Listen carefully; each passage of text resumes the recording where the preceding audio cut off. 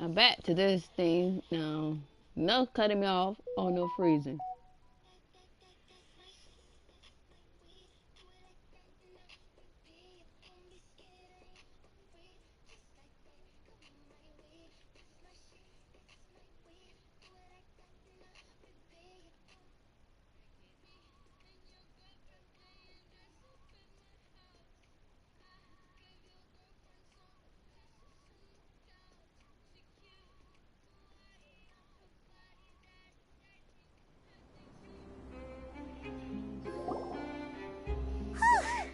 After crossing all that sand and water, we finally made it! Oh, this must be Fontaine's port! Wow! Everything looks so advanced in Fontaine! Paimon's heard that the industry here is extremely developed, and there are all kinds of unusual machines! Just seeing the sights as a tourist is nice, but maybe it would be better if we found something to do! What do you think? Good idea! Nahida gave us loads of useful information. Seeking out the Seven is probably still our best source for information at this point. Yeah! The more we can learn, the better. So, what do you think the Hydro Archon's like? Will we get along? Nahida said that she has a very unique personality, whatever that means. To learn about a nation's god, start with the nation's people. There seems to be some locals talking over there. Let's go see if we can join the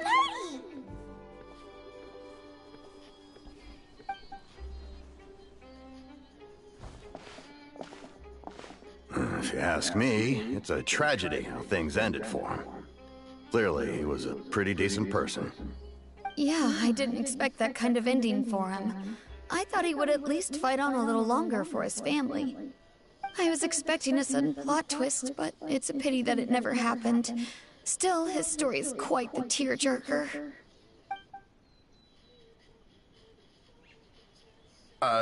Excuse me. Can I help you too? I couldn't help but notice you standing here listening. Hi. We're travelers new to Fontaine, and we had something we wanted to ask, but you seem to be really busy talking about some kind of play, so we didn't want to interrupt. Play? Oh, no.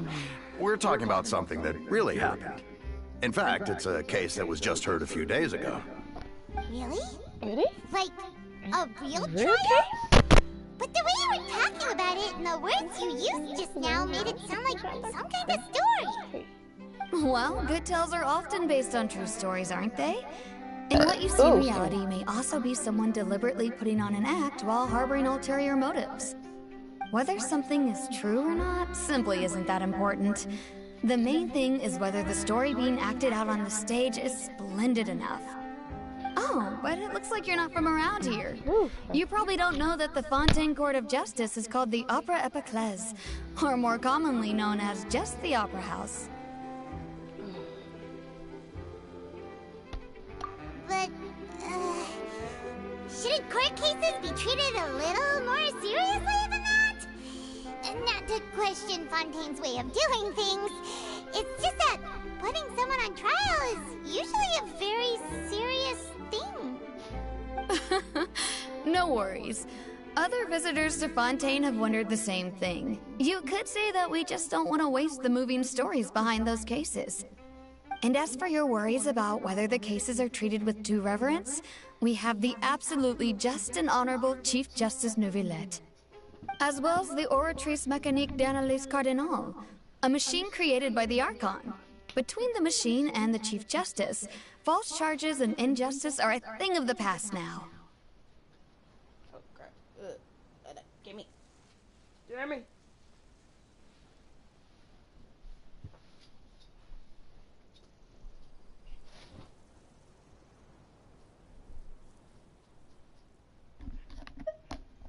Oratrice?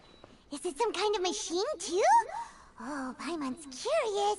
We should check it out if we get the chance. Wait, Paimon almost forgot to ask you our question. Do you know what we should do if we want to meet the Hydro Archon? Oh, that's easy. Just go to the Opera House. Lady Farina practically lives there. You could definitely say it's her biggest passion. Huh. I think what they mean is that they wish to speak with the Archon personally. In that case, I'm afraid it's going to be a tad more difficult. You'll have to make an appointment well in advance, and it'll depend on whether or not she has any time slots available.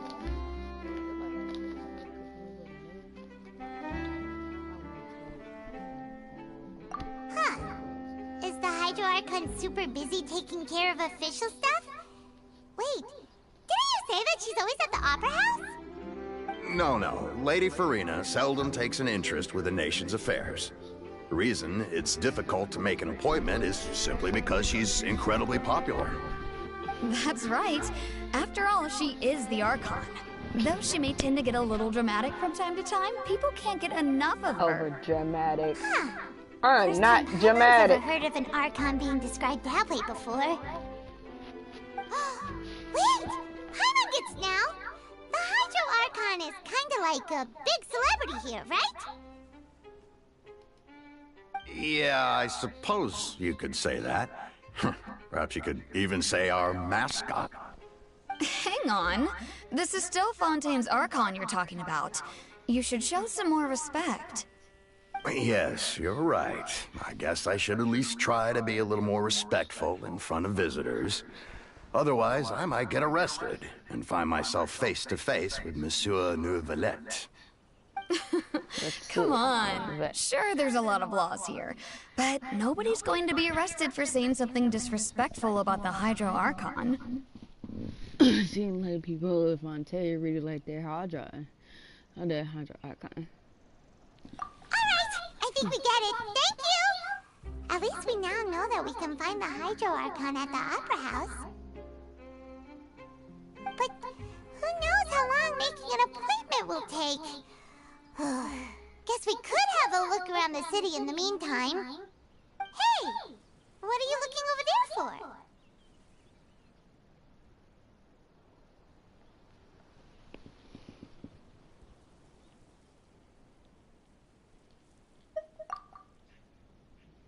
Huh.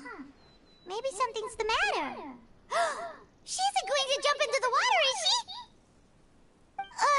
Maybe we better go check on her.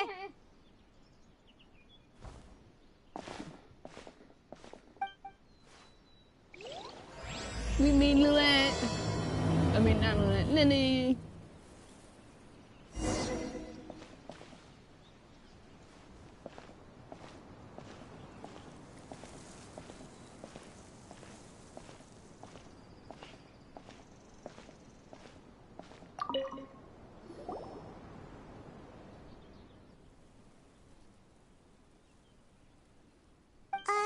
Hello there? Excuse me? Are you alright? Huh? I'm fine. Thanks. Oh, okay then. We just noticed that you seem to be worried about something. About many things, actually. But there's nothing I can do but just keep my troubles to myself. I was just reminiscing about a place my brother and I would play when we were kids. It was just atop that hill over there. See? You're pointing at the sea. Wait, are you saying that you and your brother lived in the water?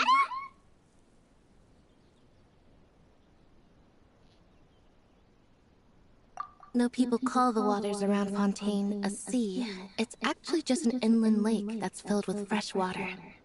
And no, I can still see that hill clearly in my memories. Now, it's been completely submerged. He would skip and jump, tossing sand in the wind. The sun shone brightly, and the air was filled with the scent of the sea. But now, the water is gradually swallowing our memories. It won't be long before it swallows us. Sorry. Paimon doesn't really get what you mean. I don't believe we've had the pleasure of meeting. Are you Lynette's new friends? Oh, and you are? Lily. Thanks for looking after my sister. She often comes here to reminisce about our childhood, that's all. There's no need for any concern. Allow me to introduce myself. I'm Linny, and this is my sister Lynette. If I had to guess, I'd say you must be travelers from abroad. Nice to meet you! Paimon is Paimon, and this is the Traveler. We just arrived in Fontaine. We were just talking with your sister. Even though we didn't really get what she was saying. I see. It's unusual for Lynette to be so willing to talk with anyone. In fact, she seldom speaks at all. I'm usually the only one she ever talks to. Hey, you, shut. How the car? How Just so? like us. Shush. Paimon's always I the got one to talking be on for mute. some reason.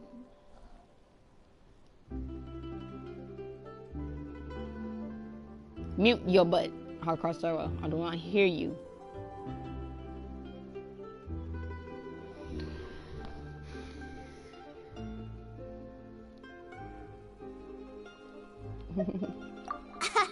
So that's how you think it is?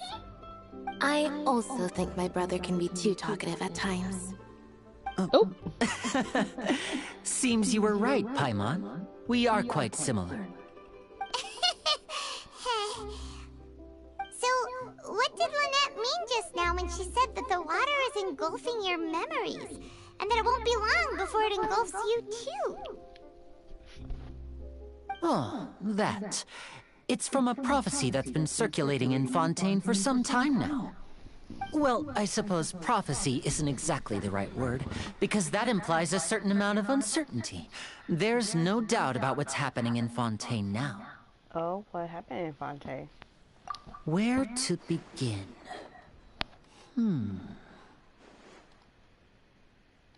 Let's put that question on hold for a moment. We still haven't formally greeted each other yet, have we? Did all the introductions earlier not count? Hello, traveler. Hello, Lynette.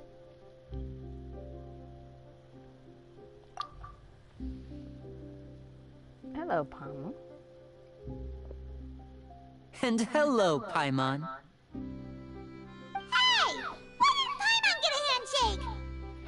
You're not poking fun at Paimon, are you? Please, don't take offense. Just consider it a sort of etiquette we have here in Fontaine when making new friends. You should remember it. It might prove useful. Oh, all right then. Well, Paimon's just happy to have a local friend now. By the way, we were just getting ready to go to the Opera House to meet the Hydro Archon. Would you be able to show us the way? So you're going to see Lady Farina? No problem at all. In fact, I was planning to go to the Opera House later myself. I'll gladly take you once I finish things here. Please, follow me.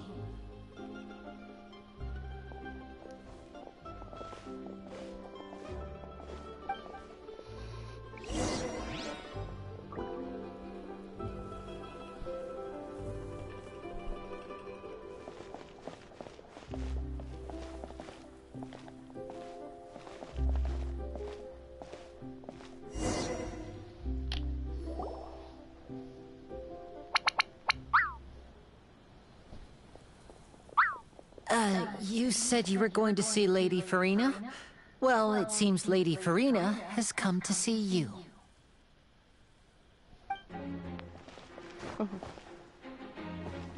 Like, Lady Farina came to see you.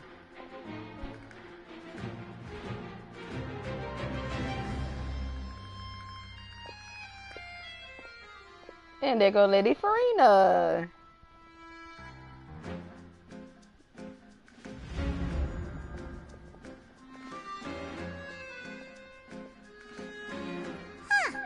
So, she's the Hydro Archon? But how did she know we were looking for her?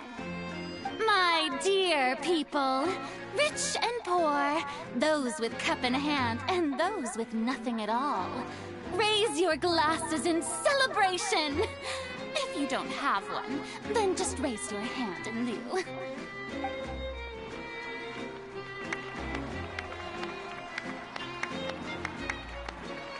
As you can all see, 2 unfamiliar travelers have arrived in our nation. Come, let us make a toast in honor of this traveler and her companion who have journeyed here from distant lands.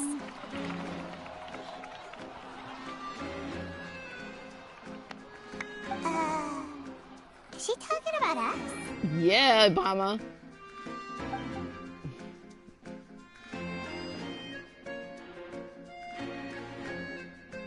I've long heard of the turmoil and chaos you've left in your wake as you visited other nations.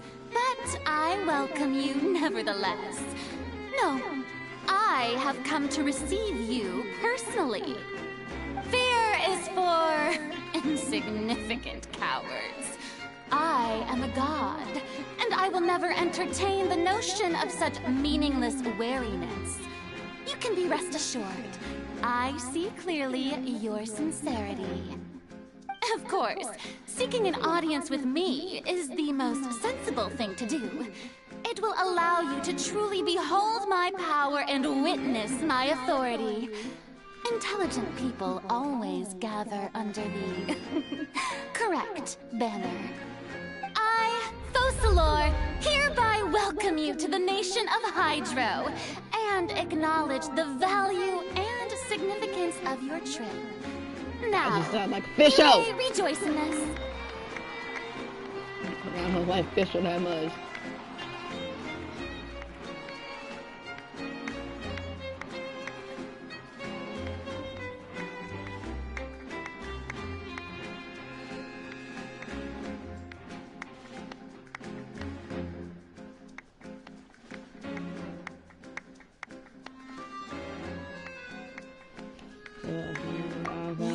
Paimon still can't believe it.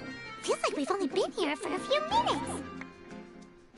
But the Hydro Archon's entrance was, how should Paimon describe it? A little over the top? Miss Hydro Archon? How did you know we were coming? I see. As Outlanders, you inevitably lack even some of the most basic understanding. Don't forget that even the gods can be divided into the mediocre and the excellent. I suppose it's only natural for you to be awestruck by my abilities. You had best stop and consider. Do you really have the noble qualities and etiquette necessary to communicate with a god? All it takes is a flick of my finger for me to know everything about you. Whoa. Talk about sounding high and mighty. Nobody can get over herself. It can't feel like she can't get over herself. Oh? What's with these looks? Perhaps the welcoming ceremony still isn't enough? What else should I say then? That was good. Is she waiting for us to start talking? Wow, I didn't expect to see Lady Farina here. What a surprise! Wait, does this mean they're the legendary blonde traveler? How did I not notice before? Hey, what's all the commotion? Oh, is that Lady Farina? Is there some kind of drama going on? Of course. That's the blonde traveler. The one all those stories are about. Lady Farina came here to personally see her. Oh, I bet this is going to be the duel of the century. Ooh, I've got to see this. I knew Lady Farina would never disappoint. Oh my god, look at that outfit! Yes, but don't get too excited now. My dear believers and spectators alike tend to get quite rowdy. And despite the noise, I've come to tolerate all their ruckus.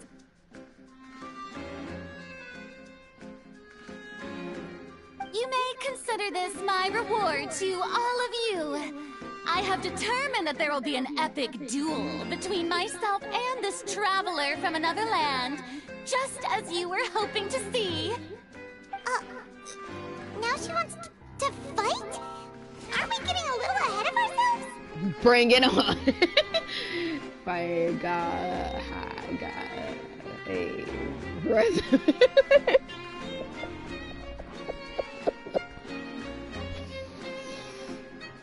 But Rima, put the sword away. We're not actually not here for a duel.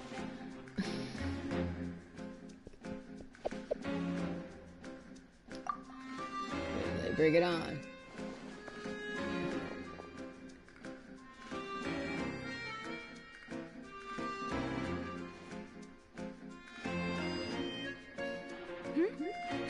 Are you not afraid? Might I remind you that this is a duel against the divine? What are you trying to do, traveler?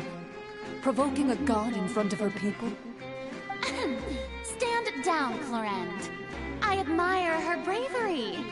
Few have the courage to draw their sword against a god. She is obviously a true warrior. Unfortunately, people nowadays only crave to be thrilled, and a mere duel will not slake their thirst for excitement. Oh, yeah, she's right. Just a duel wouldn't be all that interesting. On Araneus, criminals are always requesting duels to defend their honor. I'm getting a bit old, to tell the truth. You see. Then, as the god of justice, I shall face this traveler in another kind of duel. A duel in court. All right! Now that'll be worth seeing! Right. This is Fontaine, after all. Such a grand opera house. It would be a pity not to use it. Why do you care so much about the crowd's reactions? Seems you've spent a little too much time in the opera house. Besides, how exactly do you plan to have a duel in court? You mean you're going to put us on trial? And we had coming in crime. We literally just arrived here. Oh, we have reason to put you on trial. It's obvious, isn't it? Obvious. According to Fontaine law, no one is permitted to release any flying objects within Fontaine city limits during the first 3 days of each month. You are clearly guilty of violating this law, no? Oh, so that's what they've done wrong. That's our Lady Farina. No one knows the laws of Fontaine like she does. You call that obvious? What kind of law is that? Wait, flying object? You mean Paimon? Look at Trevor face like, okay, I can't help nothing about that. She knows a butt fly. Precisely! Now, if you two have no objections, then in the name of the Hydro Archon, I order your arrest. My apologies, Lady Farina. I don't mean to spoil the fun, but if you would allow me to interject, I don't think that Paimon here meets the definition of a flying object. You tell her, Linny! Finally someone who's not crazy! How could anyone call Paimon a flying object? There you is. Ah, great magician Linny, my beloved citizen. I'll permit you to object, but how exactly do you plan to prove your claim? As a magician who just rained on your parade, I naturally should shoulder the responsibility of saving the show. So, with such an audience gathered here, allow me to perform a trick for everyone.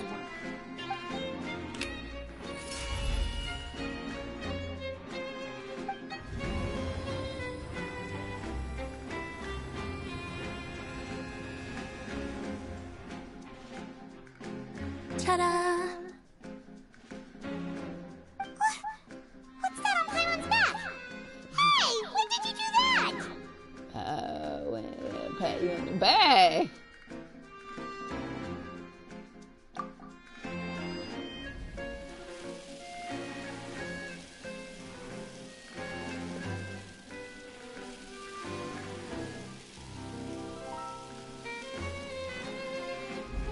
Then, As you can all clearly see, Paimon should be classified as, well, something like a balloon. This rope has been in the Traveler's hand all along. It was just that no one could see it before. Huh? You call that magic? You've got to be joking. I thought it was pretty good. Nice one. Huh. I'm not sure what to think. It seems Lady Farina's charges no longer hold water.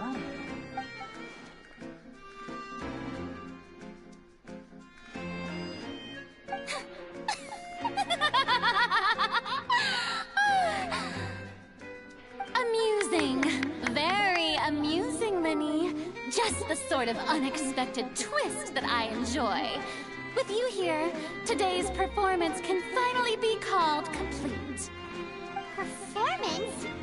You see all this as a performance? In which case, consider the matter of your trial resolved. The god of justice will not bring charges against an innocent person. But when there are valid grounds, I will not only judge travelers from abroad, but even the gods of other lands. Oh, dang. I Oh, look forward to seeing your upcoming performance at the Opera House, Mr. Linny and Miss Lynette. That's enough for now. Toodaloo!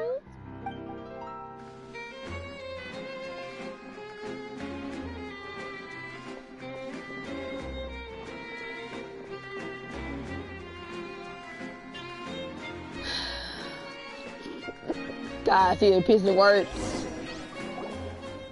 And just like that, she's gone. Well, that's the most unpredictable Archon Paimon's ever seen. We never even had a chance to ask her anything. But that's a problem for future Paimon. That whole scene just now was really... Thanks for bawling us out.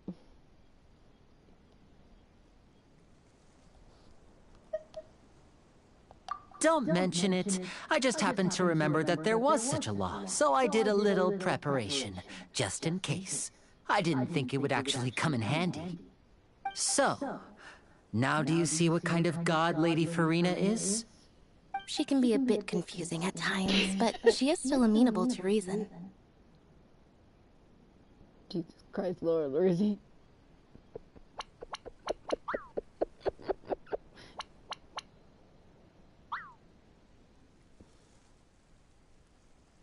Jesus Christ, Lord, mercy.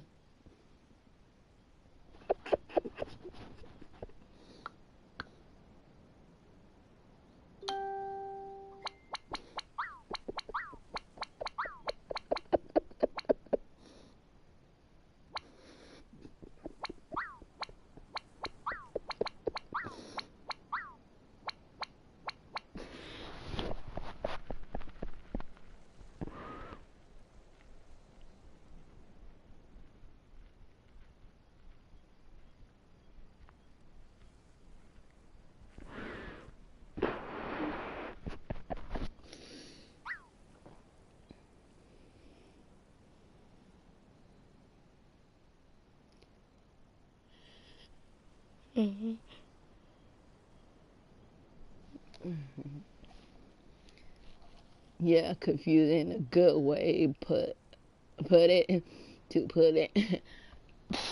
She is really that rebellious.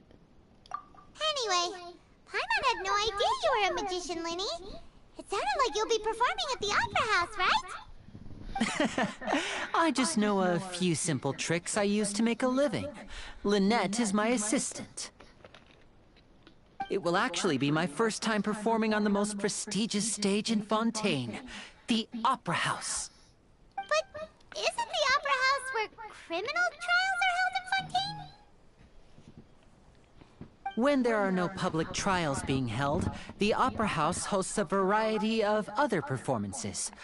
To the people of Fontaine, the line between a trial and a performance can be a little blurred.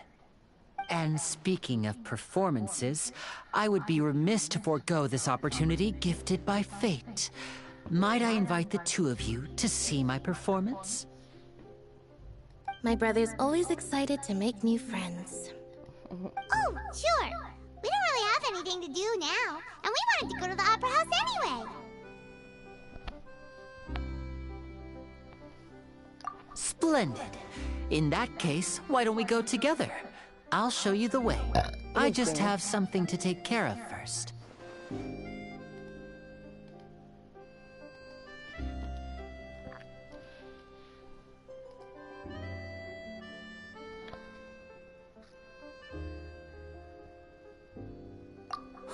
You really mean it? Then I'll take you up on your offer. This is a magical item known as a magic pocket. Perhaps you can help me distribute them to the people here.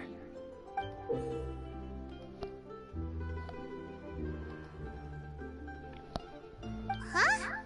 What are they going to use it for? About that... You asked me before about the prophecy, right? Let me start by telling you a little more about what it entails. I'm not sure exactly when it began, but a prophecy has been circulating around Fontaine. It says that every person in Fontaine is born with sin.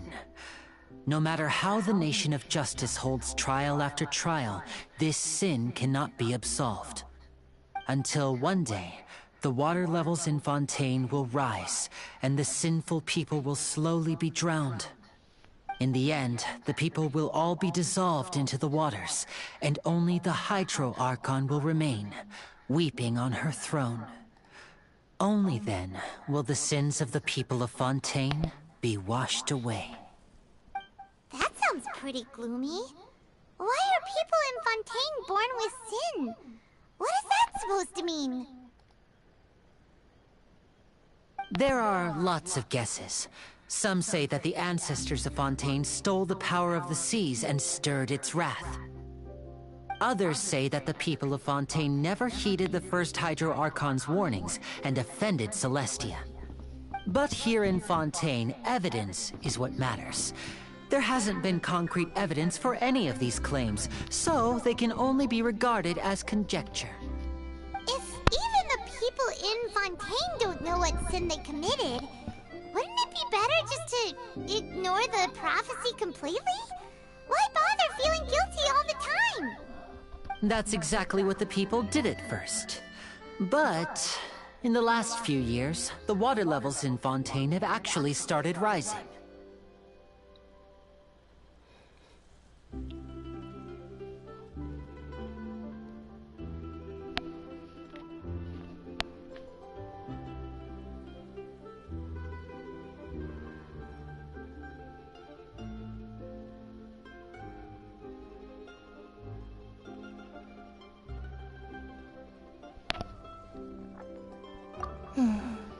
Many places have already been completely submerged, and now lie beneath the sea. Many people carry on with their lives as before and shrug it off as a natural phenomenon. But my family and I think that the people of Fontaine shouldn't ignore the possibility, which would end up sentencing them to death. We hope that at least the people who reside near the waterfront can move away before it's too late. So, we've started distributing magic pockets to them.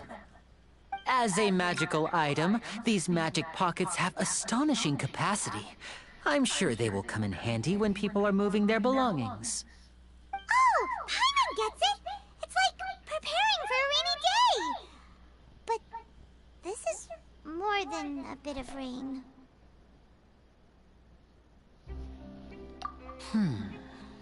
Perhaps only absolute power could ever contend with such a catastrophe. But who knows? We're just tiny specks in the grand scheme of things. Now, if you'd like to help, then please give these magic pockets to anyone nearby. Be sure to convince them to take it, regardless of what they say.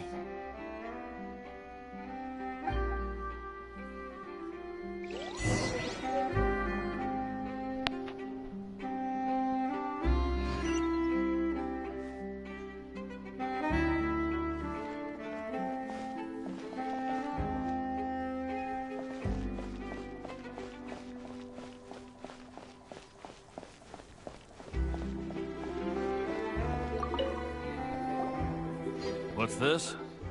So you also believe in the prophecy.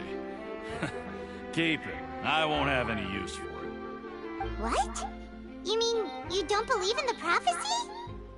No, I believe in the prophecy. But I also believe in another story. The story says that people once lived in the ocean. They were one with the ocean and couldn't live apart from it. But as time wore on, people desired to live on land and developed blood vessels, encapsulating the sea within their bodies. Thus could people set foot on land. So, if you ask me, when the water rises and takes us all, it'll be like we're going home. Oh, we hadn't heard that one before. But people can't live underwater. They'll die. You should probably still take it. All right, I'll take it. I guess I just feel that being dissolved into the water doesn't necessarily mean death.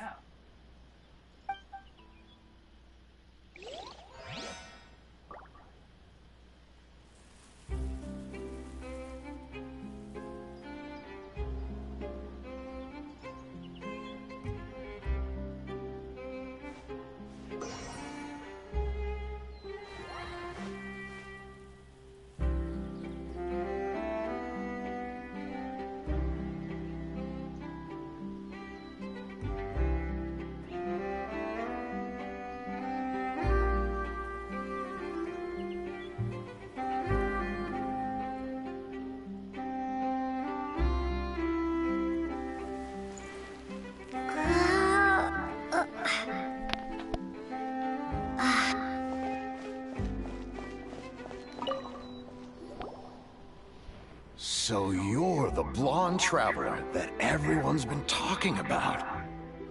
My apologies for not recognizing you earlier.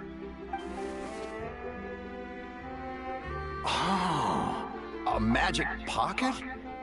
Seems you really thought of everything. I guess it's better to prepare for the worst and hope for the best. Thanks. Please, also thank the magician on my behalf when you get the chance.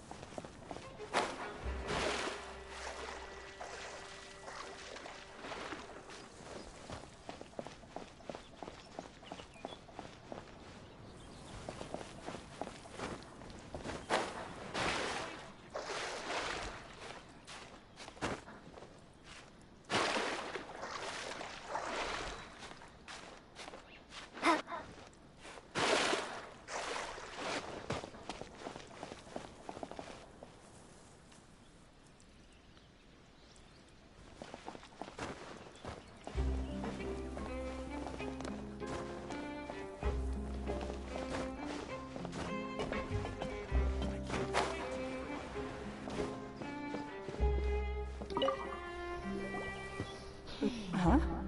I don't want that thing. Way I see it, if the prophecy's true, it's still gonna be a long time before the water can cover everything. Life is all about living in the moment. What use is there in worrying about the future all the time? We'll cross that bridge when we get to it. You should still take it. You never know when it'll come in handy. Oh, all right, fine.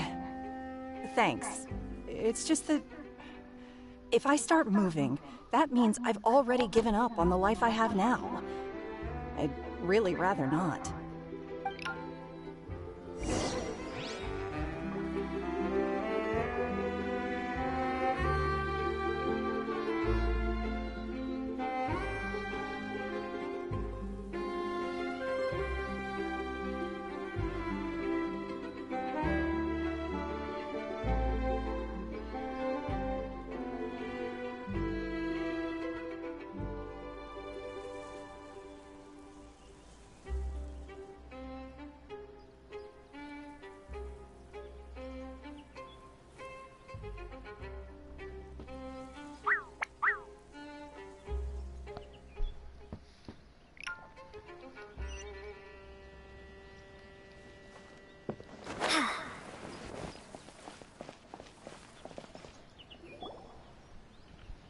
Oh? You already handed out all of the magic pockets?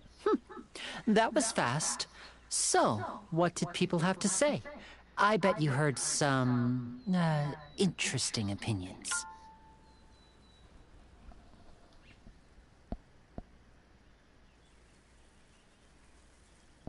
Yes, but that will change once disaster strikes. I know they'll change their minds, so it's only right to help them prepare. Is there anything else you need to do before we leave? Yes, one last thing. I have the magic pockets made by a workshop in the court of Fontaine. Since we're out and about, I was thinking about bringing him some more materials. So, you want to collect materials? Just tell us what the materials look like and we'll help. Many hands make light work. Oh, that would be much appreciated. We'll need some Romaritime flowers. I remember seeing them near the waterfront on the east side of the harbor.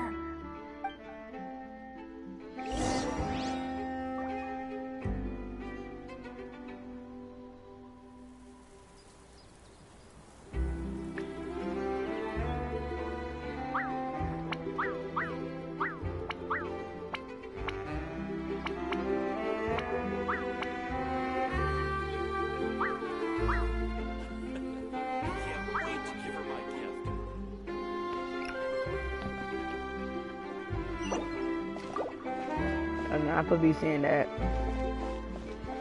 That is mine, precious.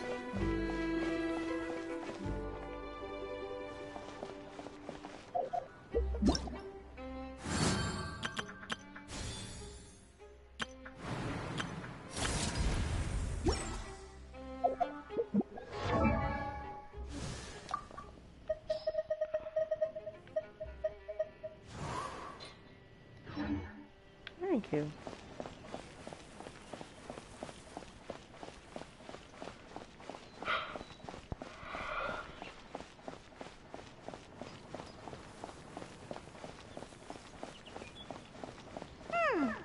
It seems we have to use Hydro to collect Romaritime flowers.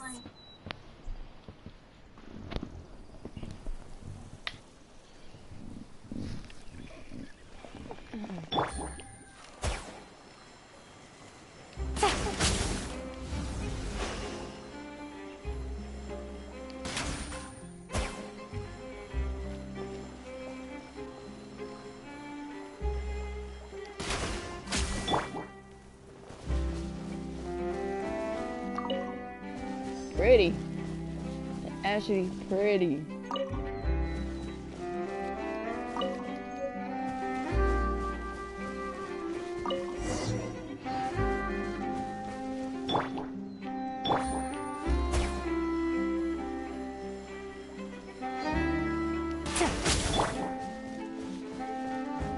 Do one more Astro.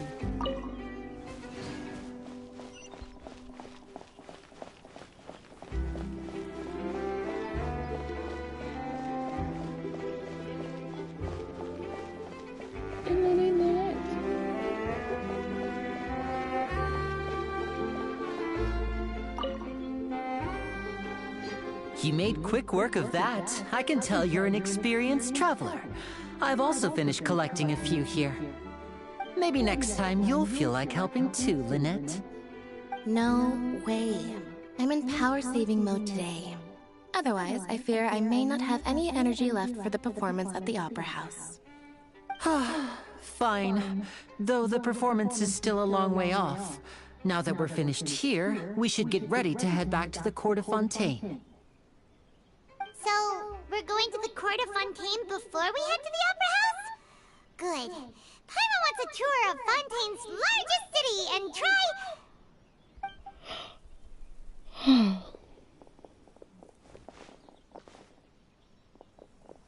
Wait, shh. Have you noticed that person over there? The young girl. Huh? What's wrong with her? Paimon didn't notice anything. She's obviously a thief. Magicians and thieves practice similar methods. We divert attention, and a distracted audience is one that won't discover what you're really doing. Watch her movements carefully.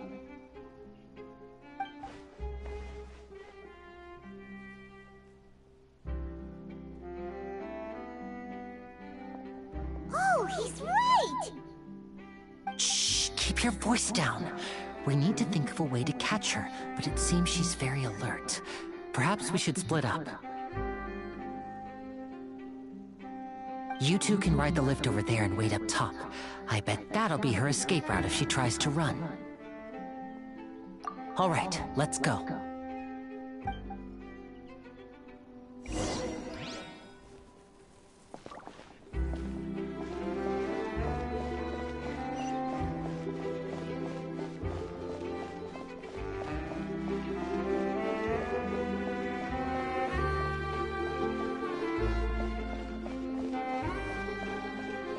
Gotta music.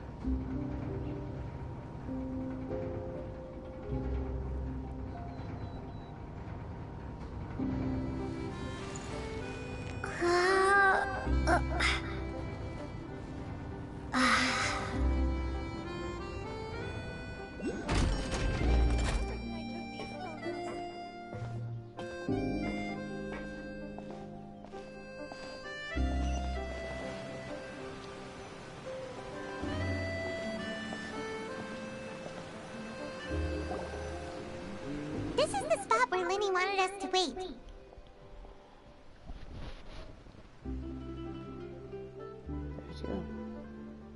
Oh, look! Isn't that her?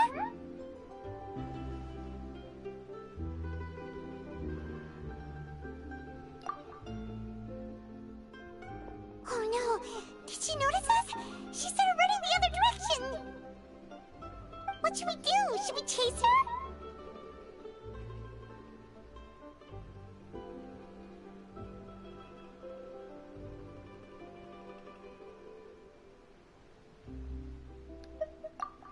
You're right. She might also be trying to lure us away.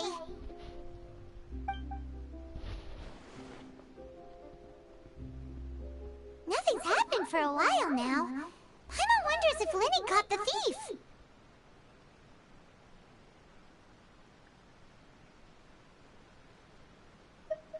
Yeah, let's go.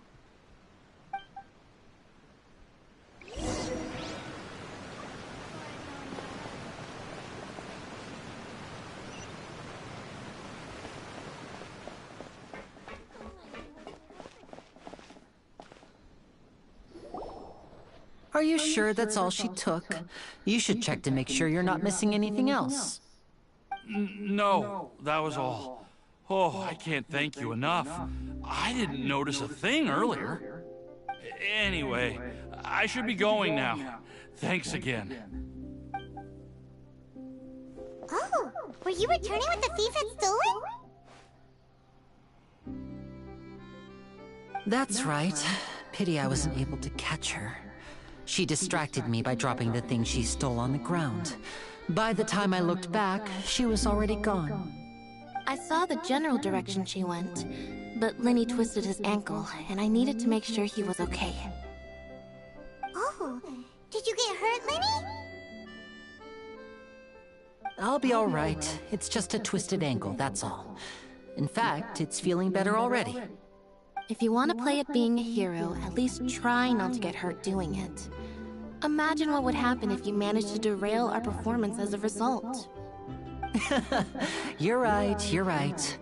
Sorry, Lynette. I have to admit that the thief was even more skilled than I had anticipated. But at least we were able to get the stolen items back, so it wasn't a complete failure. What a slippery little thief! Guess things turned out all right in the end, though. Lenny's initiative paid off! All right, let's put this little detour behind us. We should go to the Court of Fontaine now.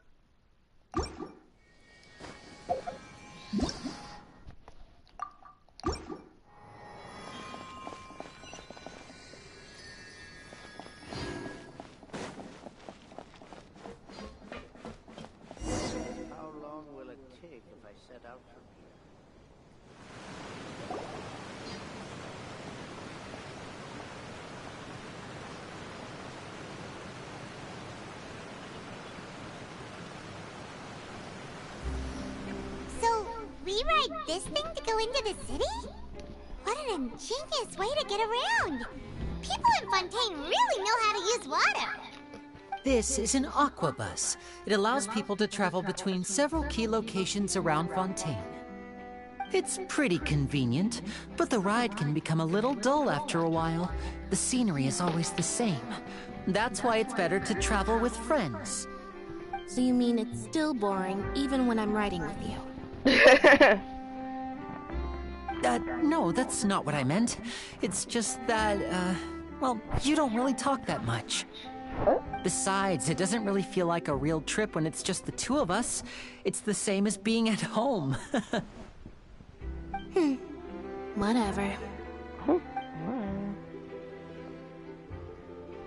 Guess that's what it's like to be an older brother. It's about time for us to leave. Let's get on board.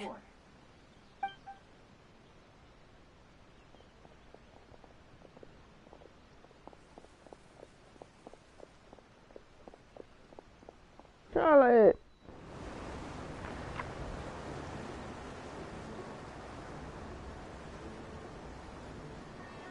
Huh? What? Traveler! Paimon! Charlotte! Hey, Charlotte. Oh, I never guessed I'd bump into you while riding the aquabus. In the story of my life, this is big news. What are you doing in Fontaine? I didn't hear anything about you paying us a visit. Yeah, it's quite the coincidence. But as travelers, we're always on the move. It's not surprising that nobody knew we were coming. Though we still have no idea how the Hydro Archon knew about us.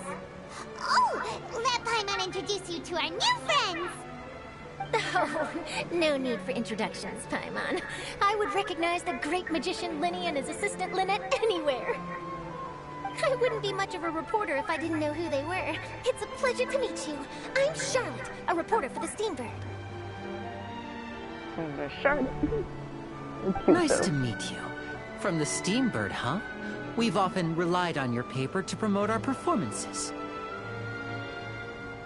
It's an honor to meet you. Now that everyone knows each other, Fontaine suddenly doesn't feel like such an unfamiliar place. So, what have you been up to lately, Charlotte? Any big news?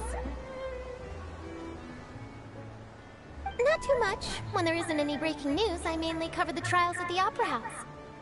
You can still manage to keep readers' attention as long as you tell things from a clever enough angle, even if it's the same old topics. For example, reporting on how a scammer once deceived vulnerable girls into relationships, or how a financial criminal was once so poor that they ate a single piece of bread for 5 days.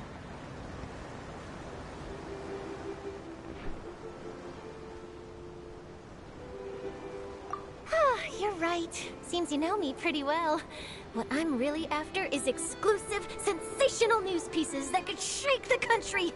These smaller stories are a waste of my talents. Oh, I just remembered. I've been following a case lately. Well, a series of cases, actually. You mean the serial disappearances of young women case? That's right. These stories are the talk of the town right now, and it's probably the most mysterious case we've ever seen. If I'm the first with a draft ready to publish when the case is finally cracked, and it's the headline story in the Steambird, oh, when that happens, I bet all the other reporters will shed tears of envy. I've already gathered all kinds of materials. I just can't wait for the truth to be revealed. So, what is the serial disappearances of young women case? You mean the culprit hasn't been found? That's right. The first missing girl case happened almost 20 years ago. And ever since, after a period of time, another girl disappears. What the cases have in common is that the girls are all of a similar age, and that they've all vanished without a trace. But the scariest part is that to this day, None of the girls have ever been found. Many suspects have been arrested over the years in connection with this case, but shortly after each arrest, another disappearance would always happen.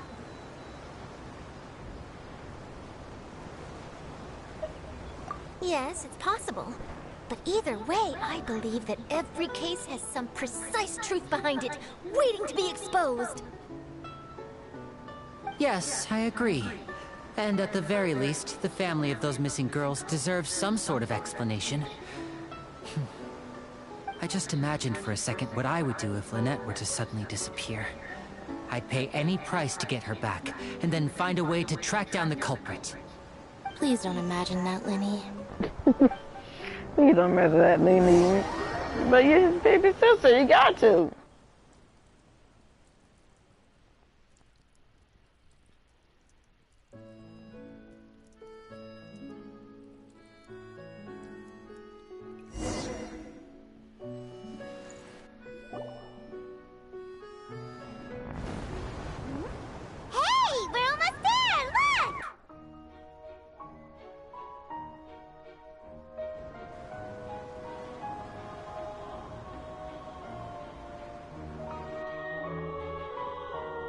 So pretty.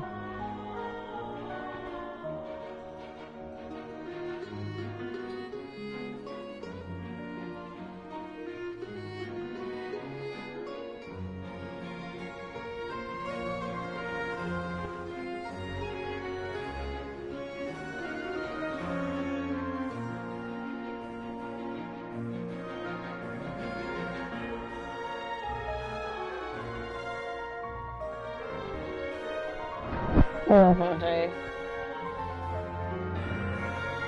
I'm leaving my character at Fontaine.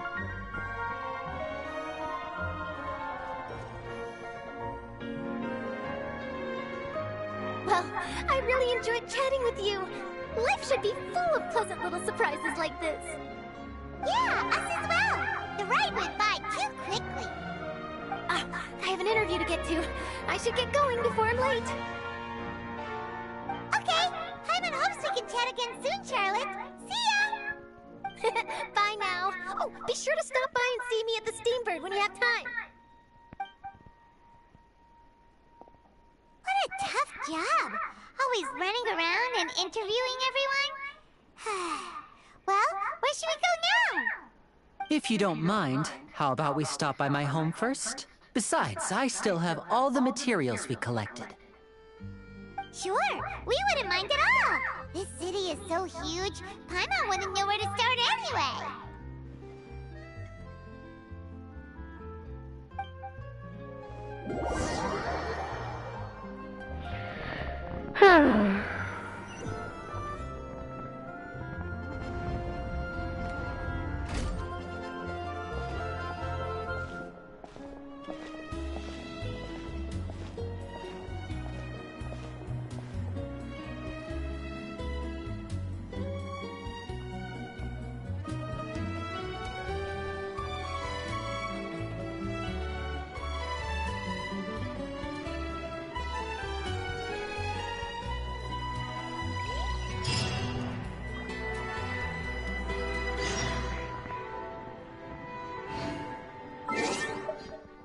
For a minute.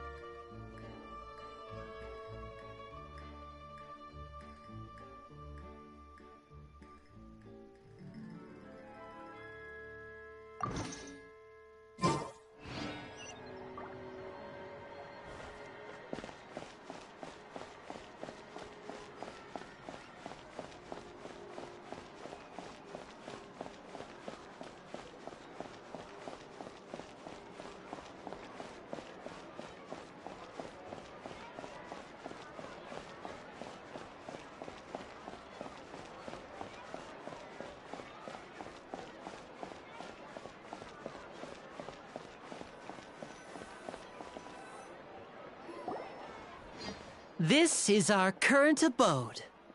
Ah, Fremine, you're home. Where did everyone else go?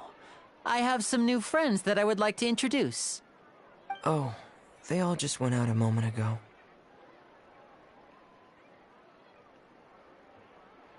I see.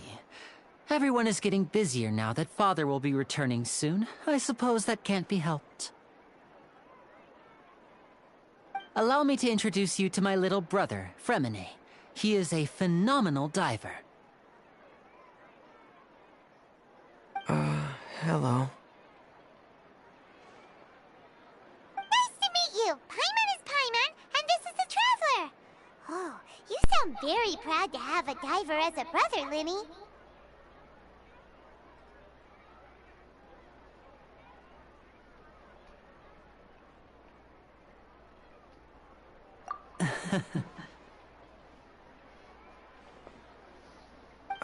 Linny, could you come here for a moment?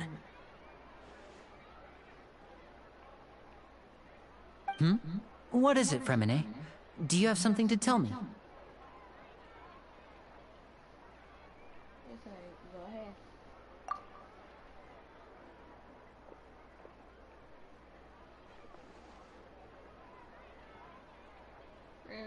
He's so adorable.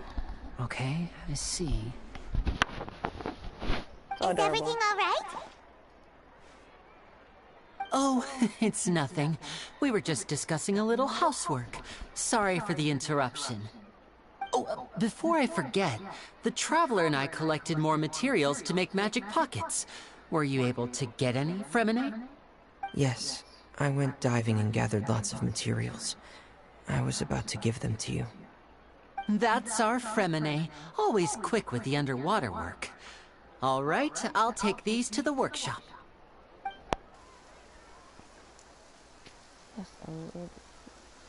Stop Femine. He's just so adorable. Yes, he is. Very adorable and cute. Did I know that? Cute and adorable. Looks like rain. Oh, you're right. But wasn't it clear and sunny just a moment ago? Fontaine's weather sure is weird. I'm afraid that's just how it is here. It often rains on days where there are trials being held in the Opera House, but don't worry, it'll clear up soon enough. What's wrong, Fremine? There's a legend about the rain that I tend to believe. It's said that a dragon of water once resided in Fontaine. Though we don't know where the dragon went, every time it weeps, the skies will cloud up and pour out rain. Aww.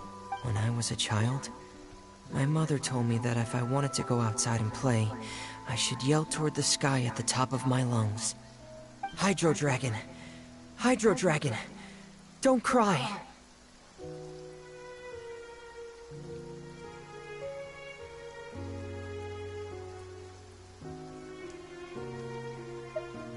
If it's an elemental dragon, then having the power to make it rain would be very unusual. Let Paimon try something. Hydro Dragon! Hydro Dragon! Don't cry!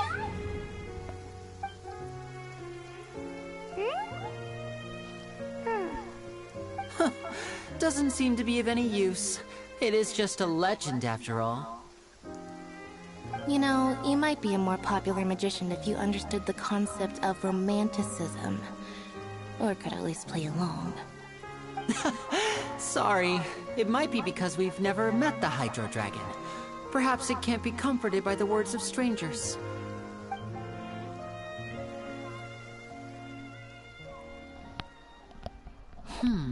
It rained for longer than I suspected. Oh, it's already getting late. Was there something you needed to do, Linny? Yeah, some preparations for the show at the Opera House. I need to find a way to catch the last aqua bus of the day. On the day of the performance, just ride the aqua bus to the island of Araneus. I'll have Lynette meet you at the fountain in front of the Opera House.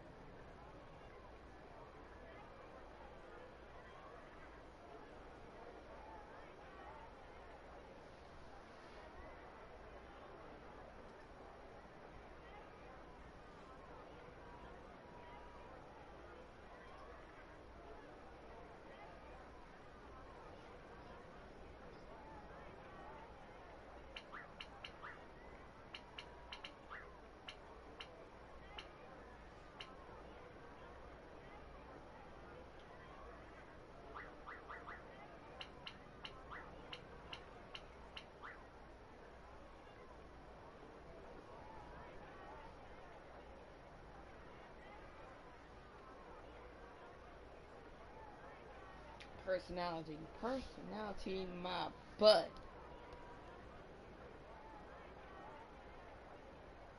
Oh, are you leaving now?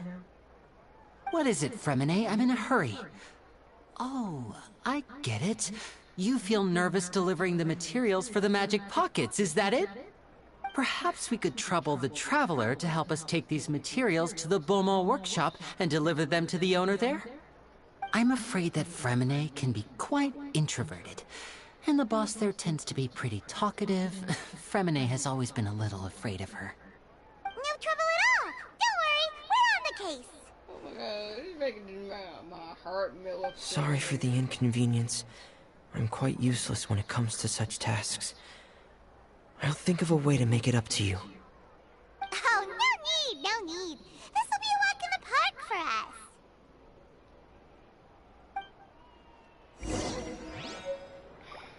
My heart's gonna be so fair to me.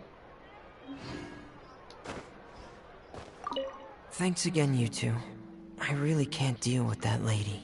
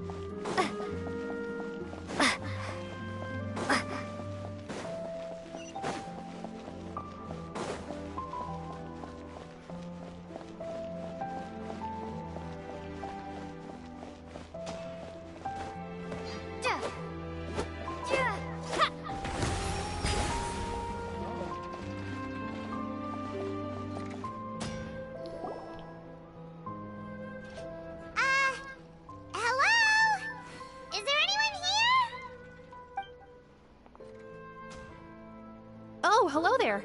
New customers? Looking to buy, or do you need something made? Or perhaps you're just looking for a chat with me. Oh no, we're just here to deliver some materials. Here they are. They're for making... what were they called again? Ah, these must be for magic pockets. I could tell right away. I've already made several orders worth now.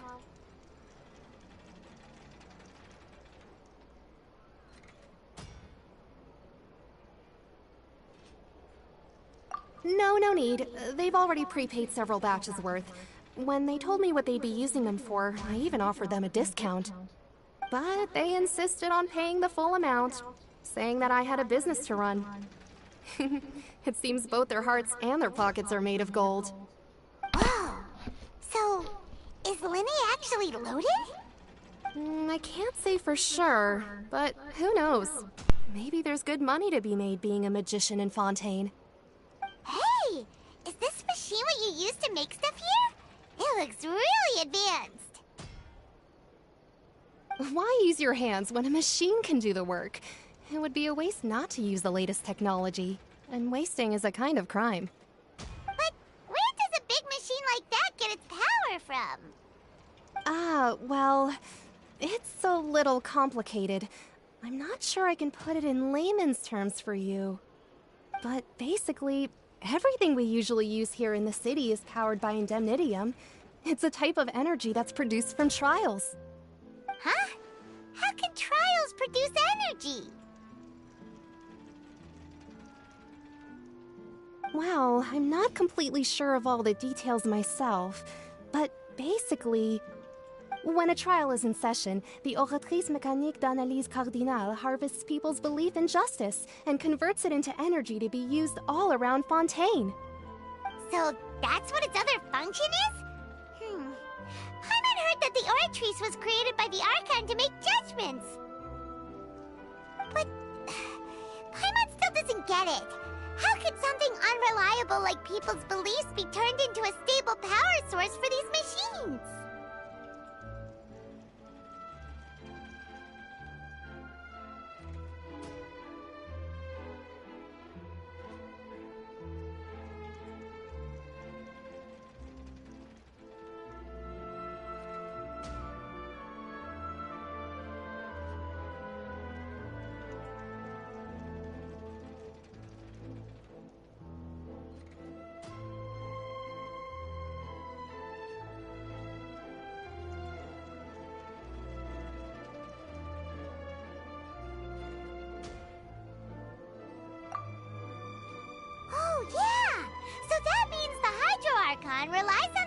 planning to take the energy created by belief and turn it into power for all of Fontaine, right? Even though I've never heard anyone really put it that way before, it sounds like it makes sense. Besides indemnitium, we have another type of energy called pneumosia. It isn't produced by the power of the Archon, but it is unstable by nature. Even now, it still cannot be widely used by civilians. I thought I'd find you hard at work, but here you are chatting the day away. Since you're already talking, I'm sure you wouldn't mind a few words with me. You again? Didn't I already promise you that I'd have the more I owe to Confrérie of Cabriere by next month? Why are you hounding me now? Yeah, but how do we know that you won't go running off by the end of this month? I want 50% today. Wait, no? 70%. Huh? You... Seems business isn't so great for the workshop. We've already finished our job and delivered the materials. Maybe now's a good time to leave?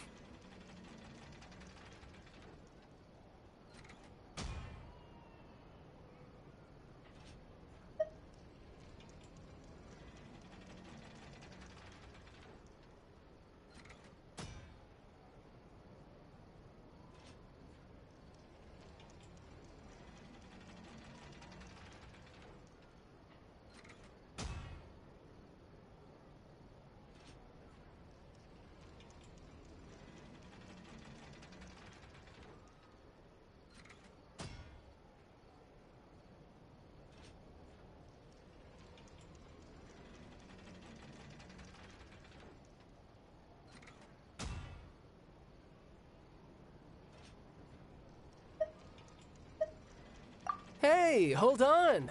Before you go around trying to collect payments, why don't you settle your own debts first? If Confrérie of Cabriere wants to poach clients from Northland Bank, that's fine. But I'm afraid you still owe the bank a hefty sum of mora. So why don't we work things out between us first, before you get back to your little conversation here? You're from Northland Bank. But we said we'll pay everything we owe next month. Why are you hounding me now? Traveler, Paimon! I didn't think I'd run into you here in Fontaine. What are the chances? We're surprised to see you too! What are you doing here in Fontaine? You didn't want to stay in Snezhnaya?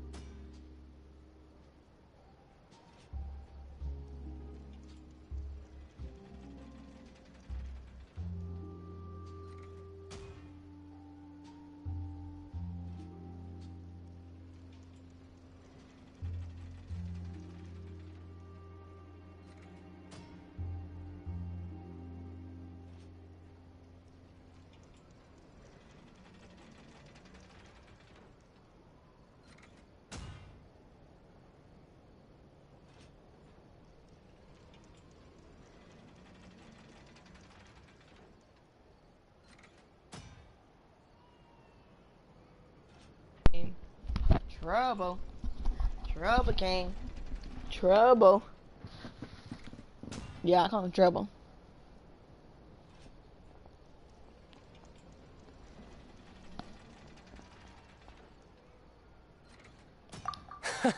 Long story short, I've already been in Fontaine for some time now, and honestly, things have been pretty boring. But it seems that fate brought our paths together today. Not only will I have some good friends here now, but ones who always seem to find trouble. Either way you look at it, it seems things are going to get a lot more interesting now. Pretty sure we'd want to avoid anything that you'd find interesting. Besides, our trip here has gone pretty well so far. Right, Traveler?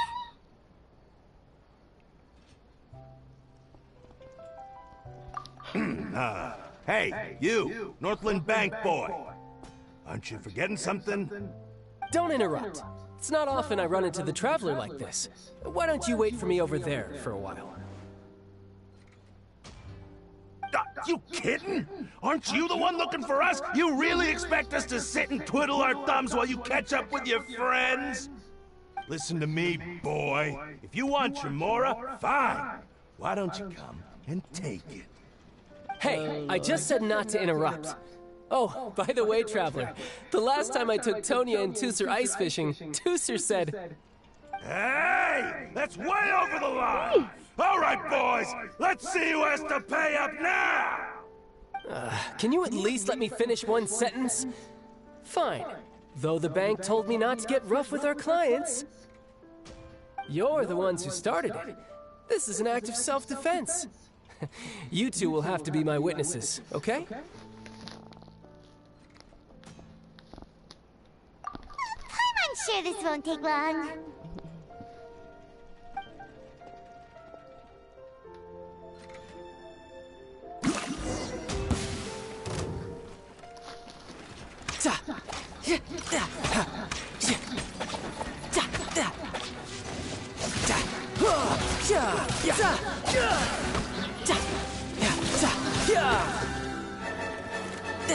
Shouldn't let your guard down.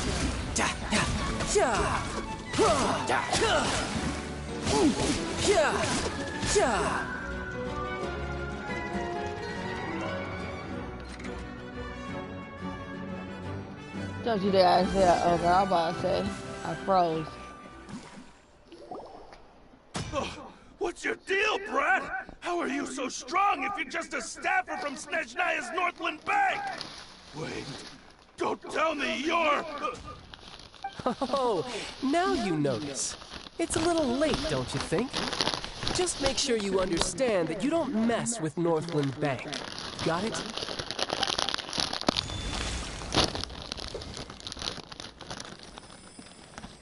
Huh?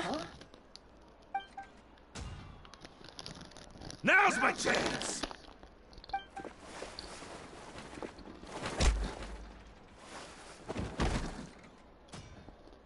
Huh. That was weird.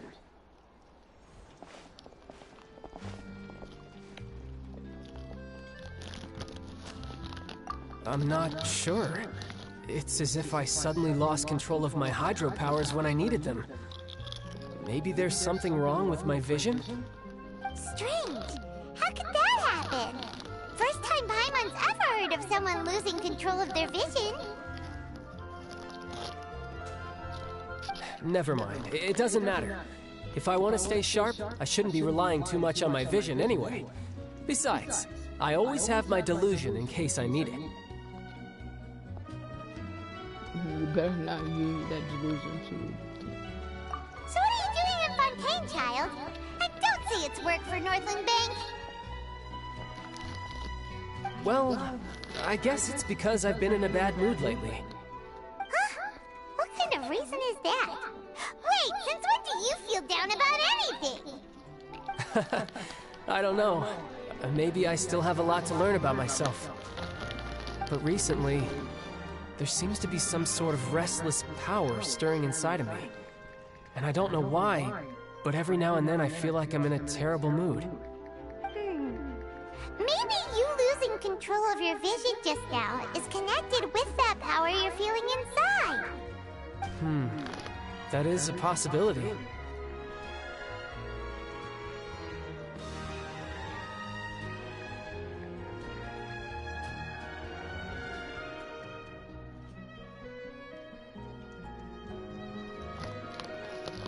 Like, looking, I just ran into trouble.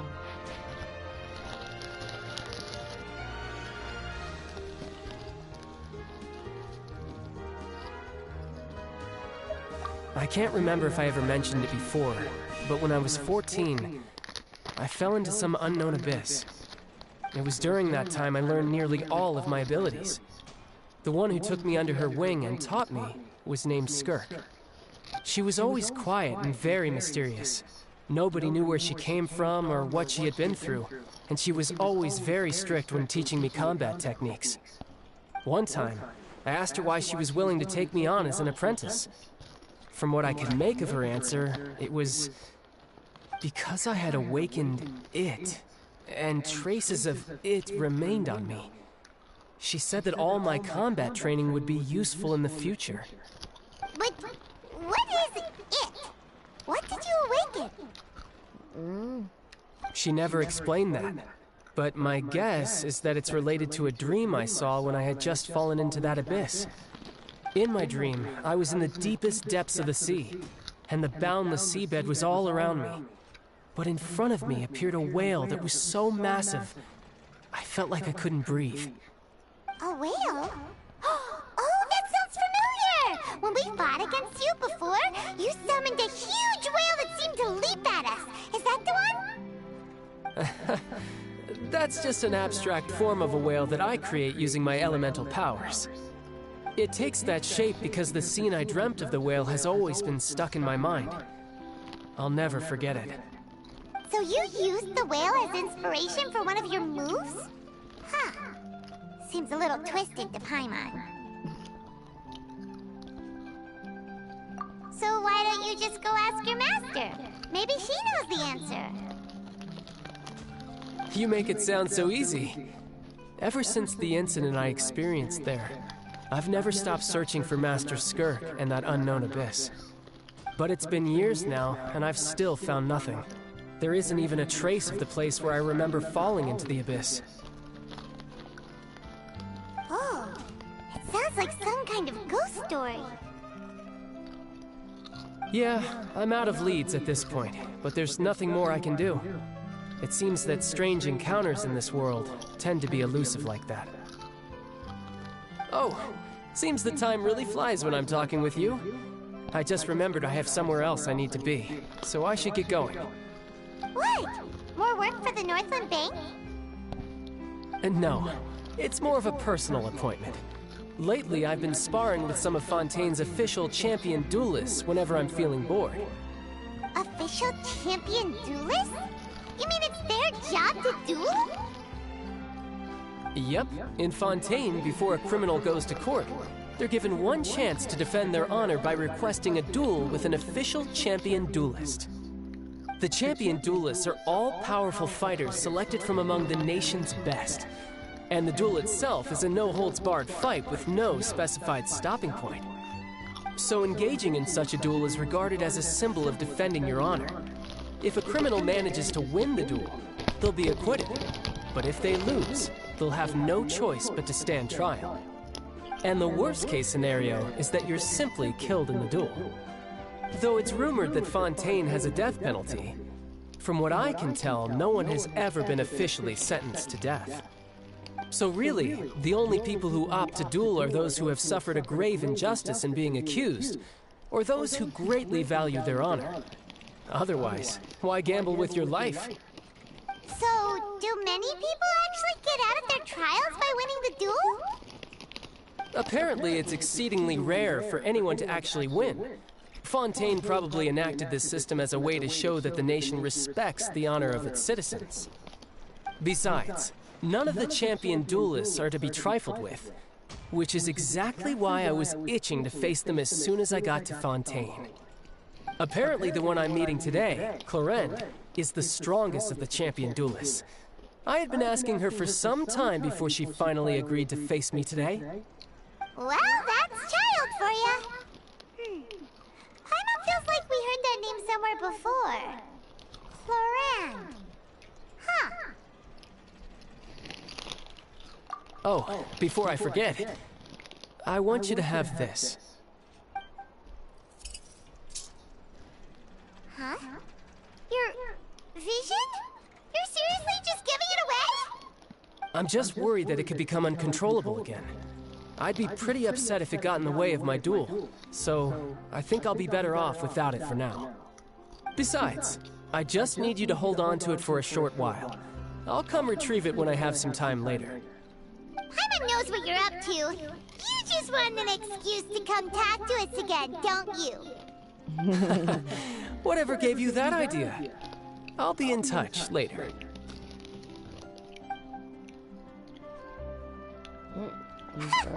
That sneaky guy. He said he's been feeling down lately, but he seemed the same as ever to Paimon. Well, since we don't have much to do for now, we might as well walk around and see the city before Lenny's performance.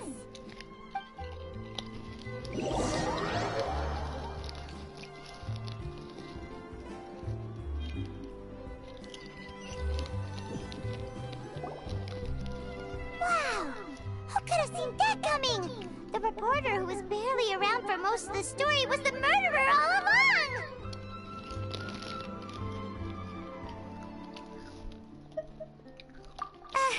Sorry. Paimon was just surprised, that's all. Paimon never saw that twist coming. The murder mystery novels here are amazing! The whodunits here in Fontaine are a lot different than the light novels you see from Yai Publishing House. Both have their merits, but Paimon thinks this style of novels are more, well, novel. It's so exciting to reach the moment when the mystery is uncovered, especially in the one Paimon was just reading. You should buy a copy and read it too.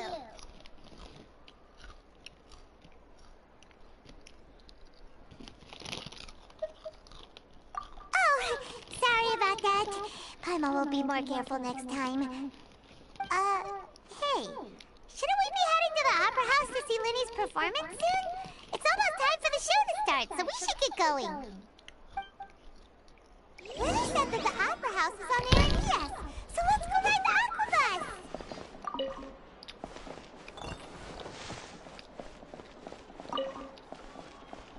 Look, what weapon now? I got her. I don't think about it. Ah.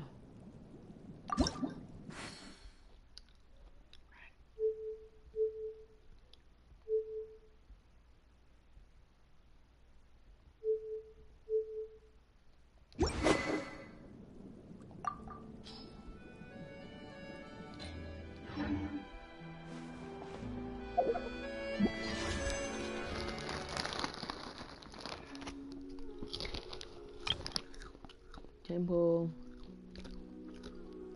Temple.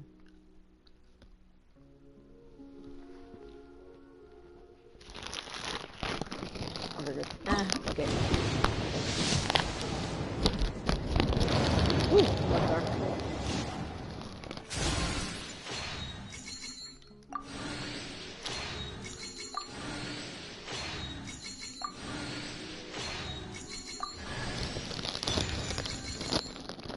Got chicken named Jose.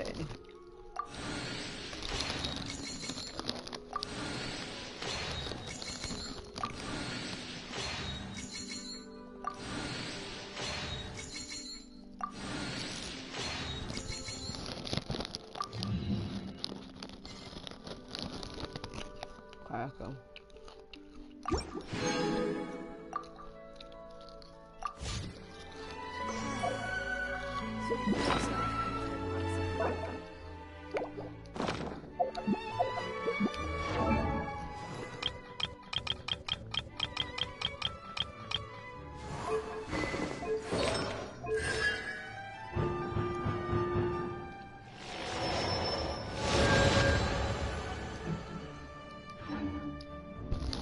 Here's the critical four.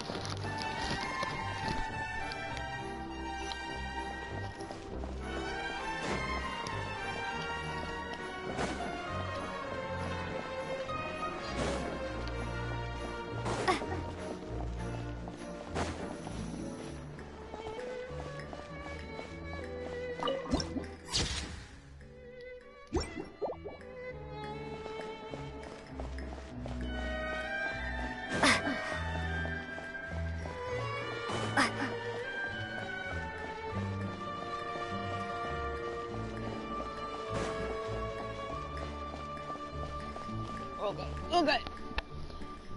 Just arm I fall asleep. And need to fall asleep. Oh.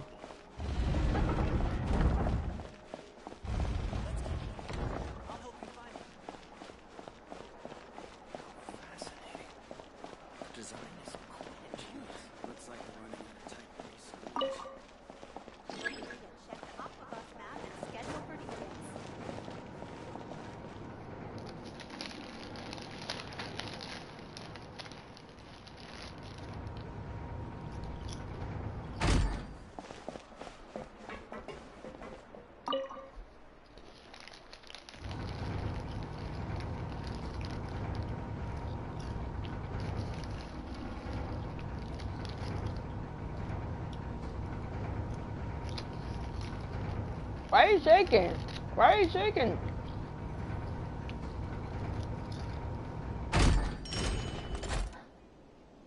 Why is he shaking?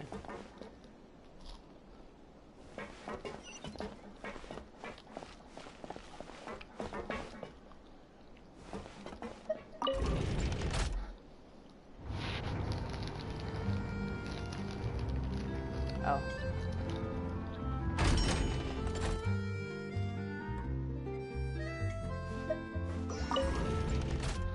Welcome to the court of Fontaine. Please watch your step.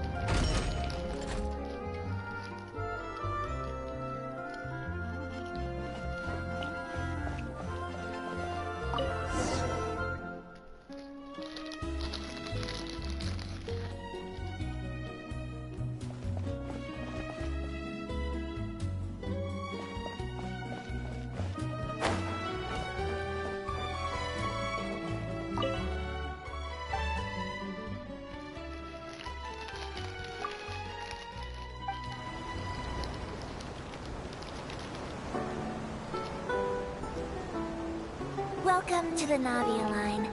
I am Elfan. The boat will be departing imminently. Please do not stick your head, hands, or other body parts outside the boat. The Aquabus operator is not responsible for any accidents or injuries resulting from doing so.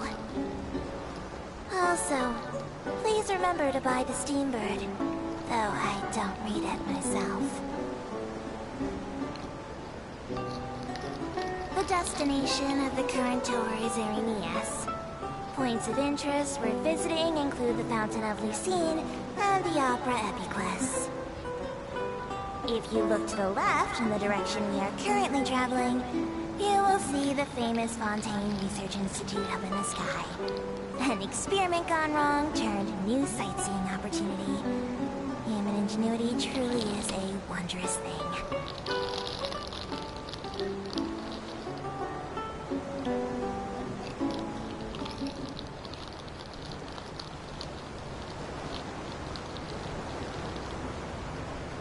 That's so funny.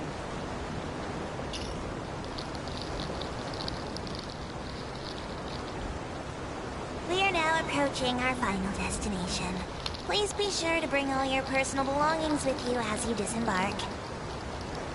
Even though I will take any forgotten items to the lost and found, the paperwork is rather annoying, as Melusine hands are not suitable for grasping pens.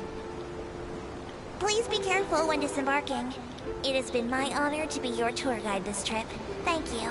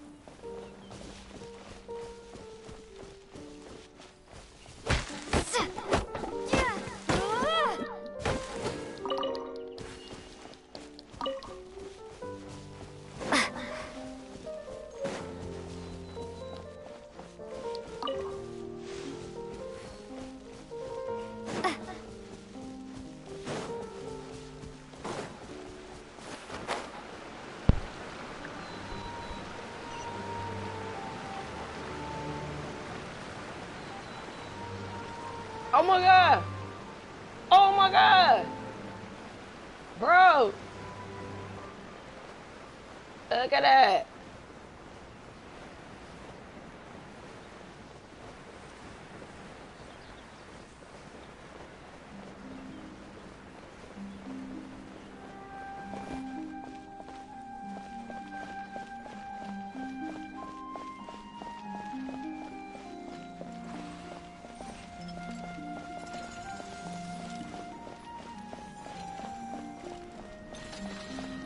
Powerful couple. Powerful couple.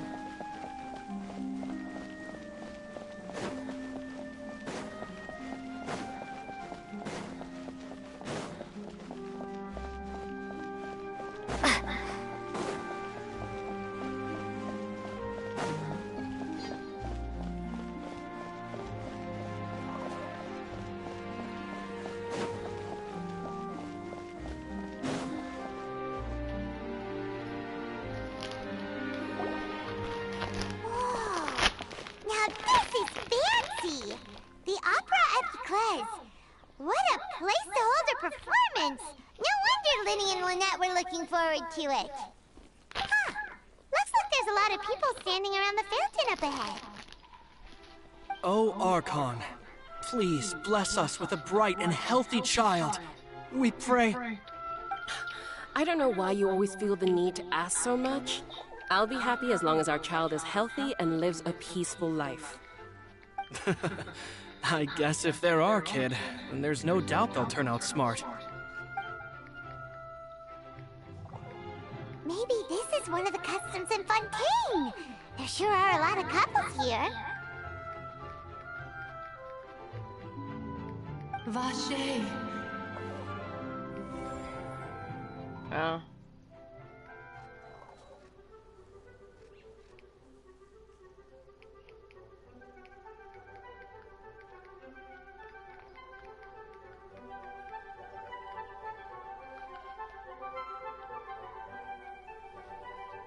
What's wrong?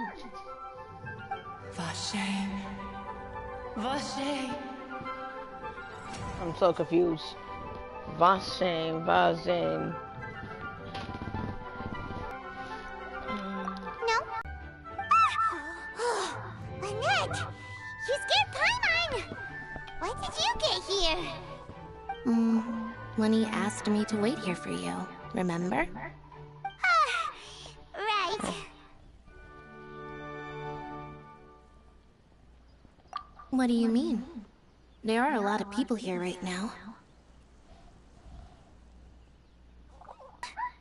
Hey, you're not trying to explain the voice you heard. In fact, you might not be imagining things at all. I suspect that what you heard is a result of your hypersensitivity to the hydro element. Others in my family have had similar experiences. It's because of her sensitivity to the hydro element? But what would hearing a voice have to do with elemental power? When do you cry, Paimon? Wait, what? What does that have to do with anything? Just answer me. When do you cry?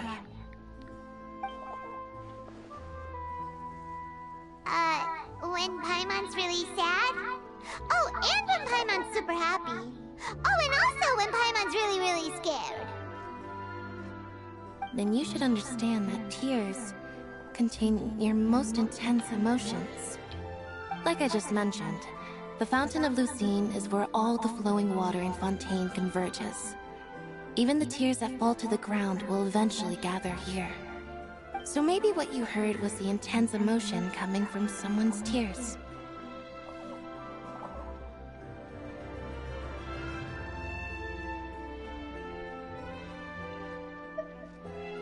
So, what did the voice say?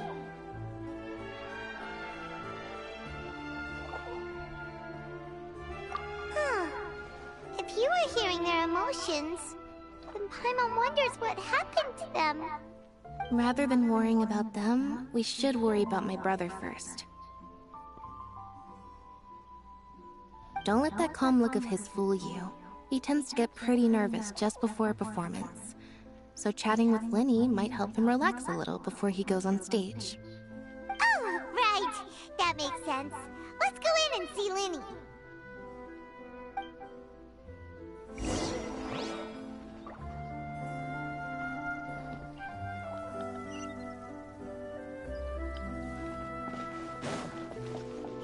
I think the next one's a trial. Honestly, I'm not a big fan of opera.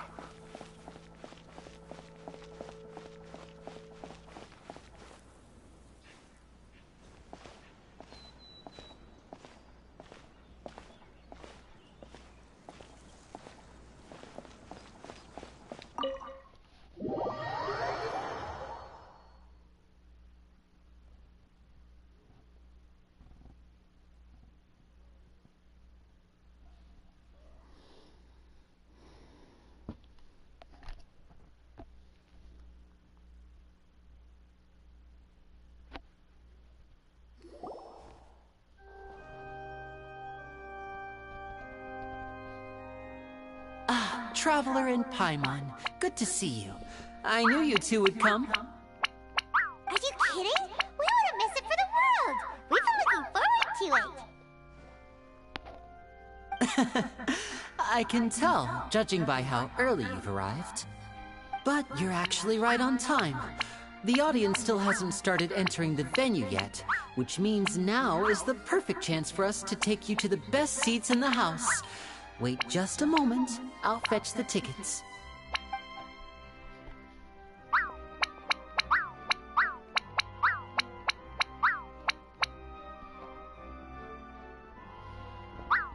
The Opera House has assigned seating, so you always have to make reservations. I've already reserved your seats, and here are your tickets.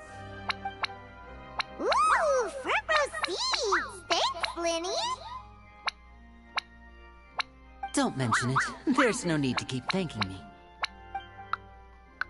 Hey, Linny! Could you come over here and take a look at this? Oh, I'll be right there. Seems there's an issue with the stage props over there.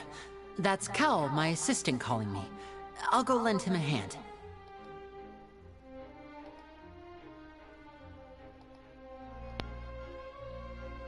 Yeah, we'll just go to our seats. You go ahead, Linny.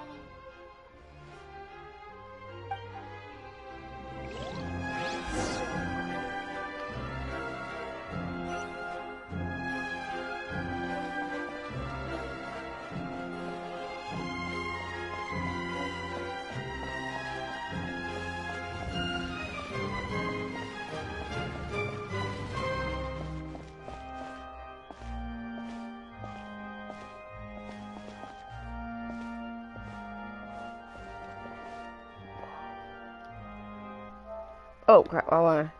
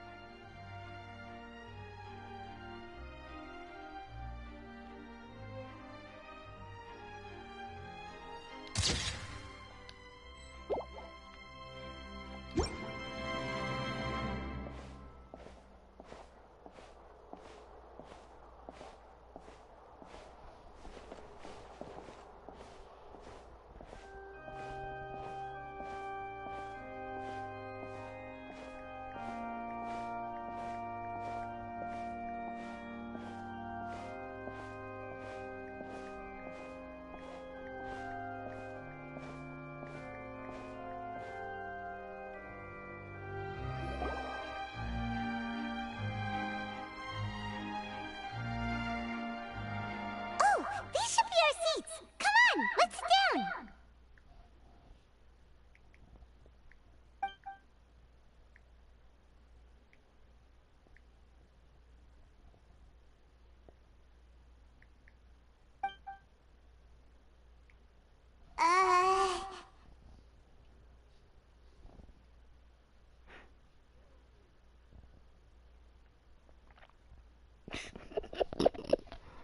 I'm so confused, like,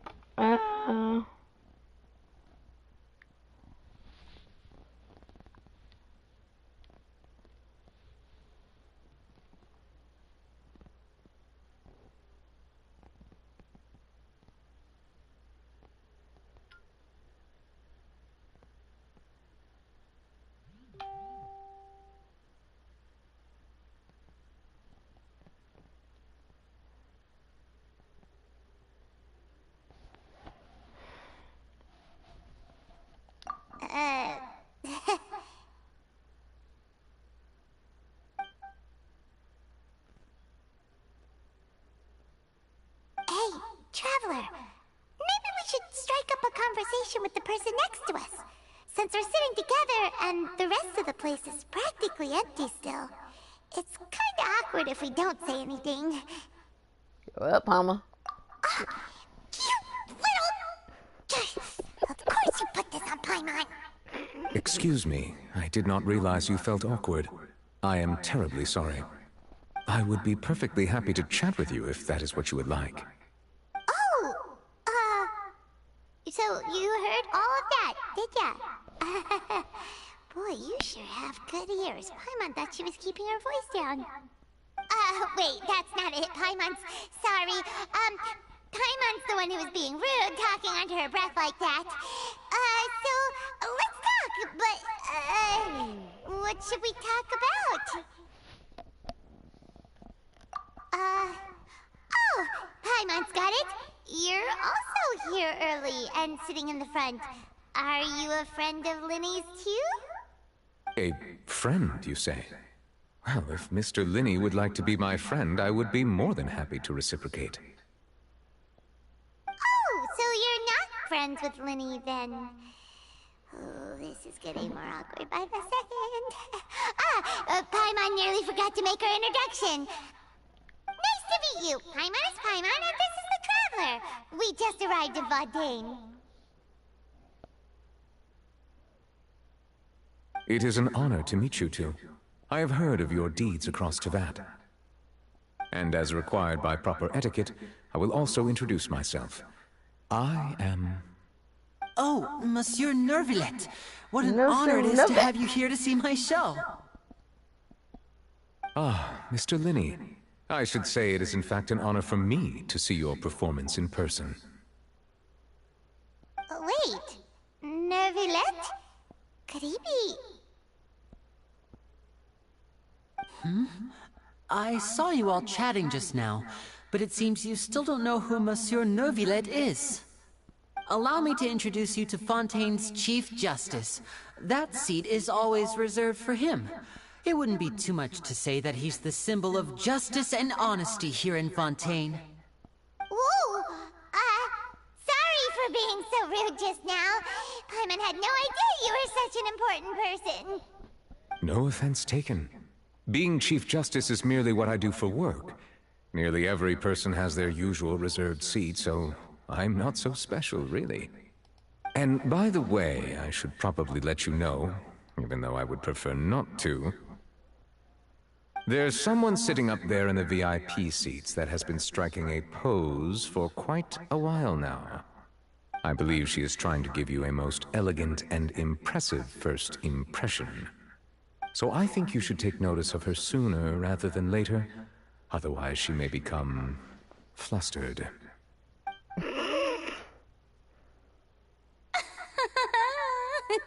Oh, Lord. Huh?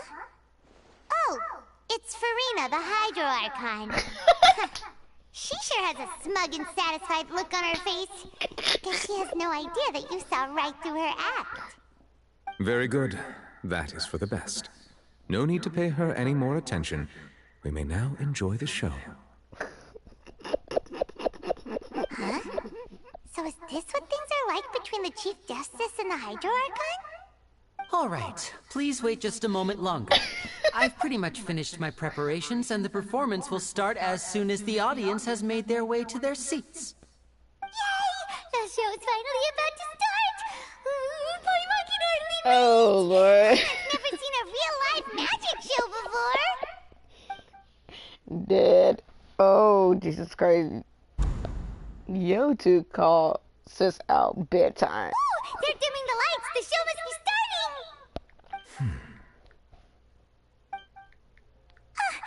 Sorry. Paimon will try to stay quiet. Welcome, one and all, to the Opera Epiclese. I am the star of today's show, Linny.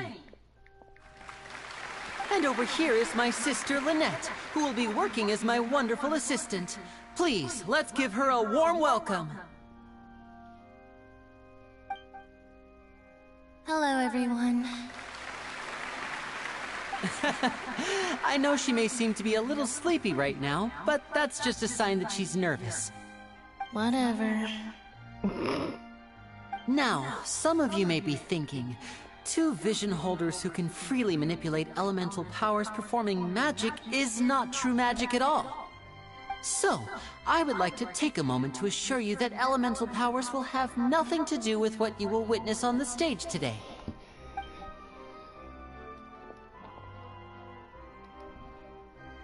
Both Lynette and myself have removed our visions for the show. That way, even the gods won't be able to help us. Oh, good point. That's what makes the show real magic. Now, without further ado, let the show begin. Lynette will now exit the stage to make some preparations. I know you might miss her, but don't worry. She'll be coming right back on stage momentarily. Perhaps in an unexpected way. I'm sure she'll be stealing the spotlight soon enough. Oh, and before I forget, there's one more thing I should say. You never know what can happen in the blink of an eye.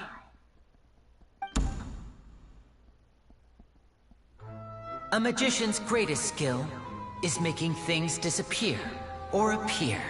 The possibilities are endless.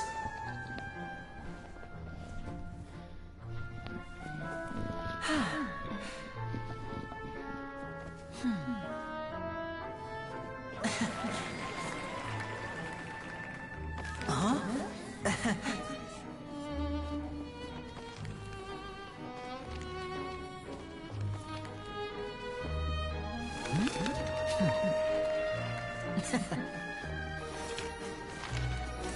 Okay, now what's my...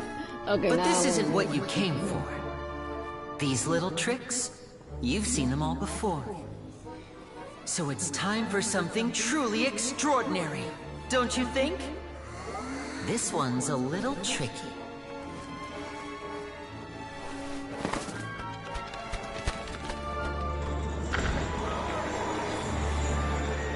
Using this water tank, I shall make my sister vanish completely, right before your very eyes.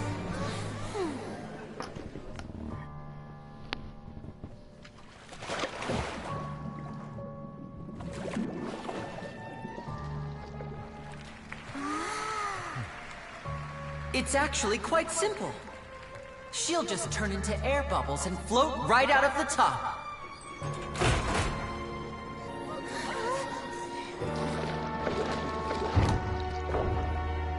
Oh no! I told them to check all the props carefully. With the lid on, even air can't escape. An amateur magician would be getting very nervous right around now. Luckily, it's me on stage, so let me show you what a true virtuoso can do.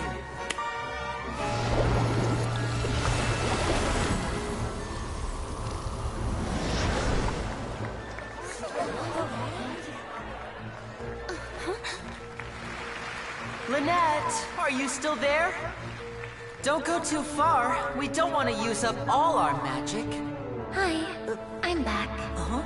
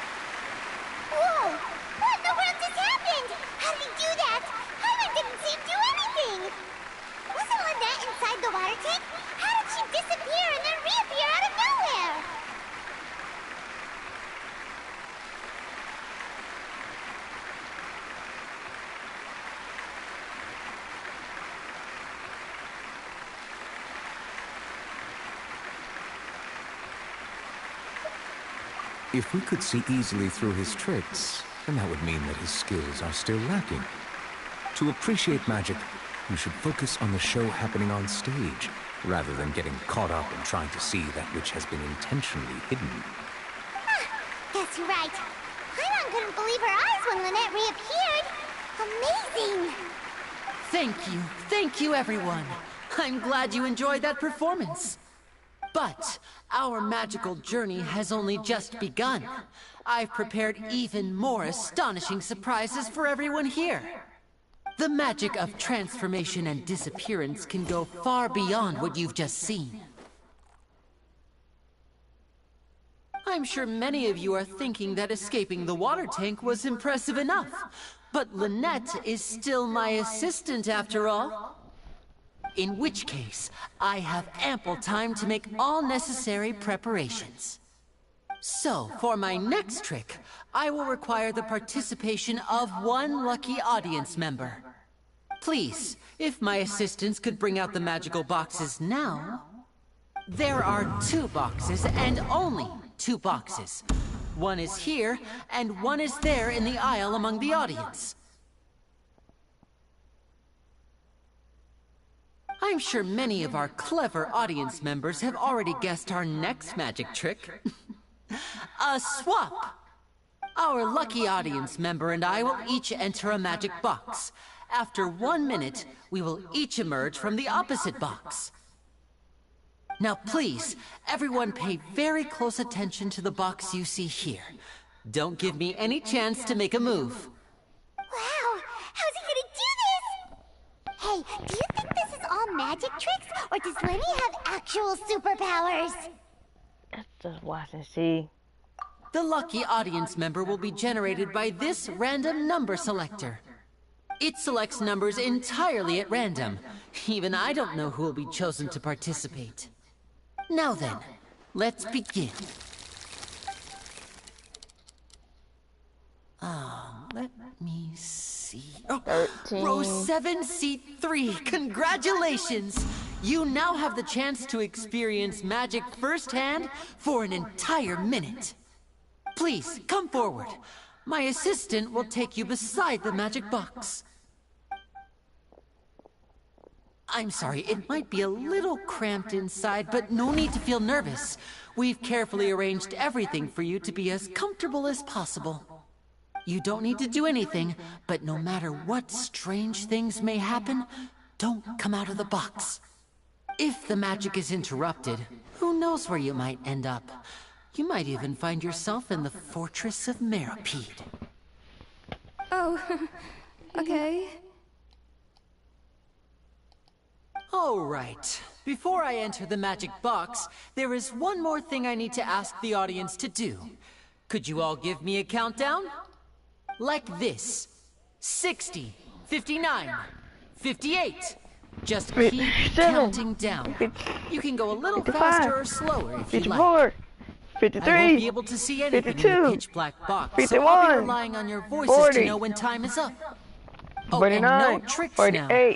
If you quickly 47. count from 60 in just 30 seconds, then I'll be in a tough spot.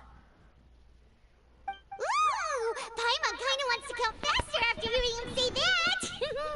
I'm sure Lenny a person with the whole crowd counting together couldn't even watch.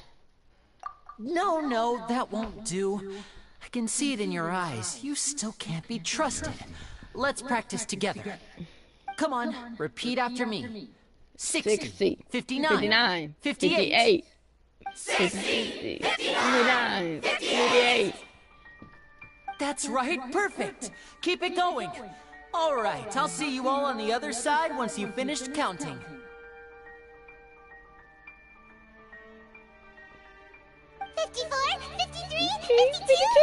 Huh? Why aren't you counting, Nervalet? I am counting in my head.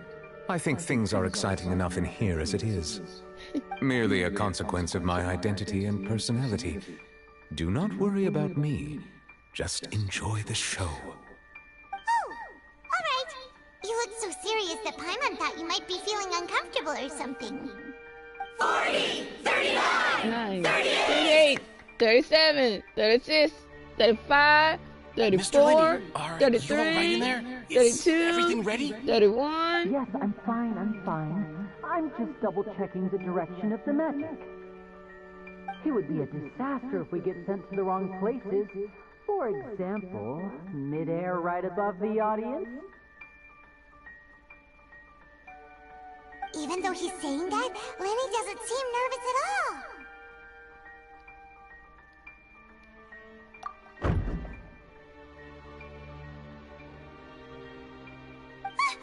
What was that noise? Did you hear it too? Not sure. Anyway, it doesn't seem like anyone's worried about it. 25! 24! 23! What's wrong, Mr. Linney? I can still hear you moving in there. I seem to have accidentally knocked over a decoration. I'm trying to fix it, but it's pitch black in here. I can't tell left from right. Never mind the decorations. There's no time for that. The show is what's important. No, that's unacceptable. I want my show to be perfect. Don't worry, we still have 20 seconds. Hear them counting? 19! 18! 17! 16! 15! It seems things aren't quite going as planned. I apologize, everyone. It feels like you're all starting to count faster, but that's all right. I know it can be tiring to do such a long countdown. 10 seconds and change is still plenty of time. 10! Almost there now. 8! Swapping two people is harder work than you might think. Even a master magician like me can't guarantee I'll get it right the first time. Hey, wait! Is this the back one? I can't tell. They both look the same inside. Huh? No, that's not it. I'll try again. 7! Hey, slow down! Honestly! 5! 4! 3! Whoops! 2! That doesn't count! 1! 0!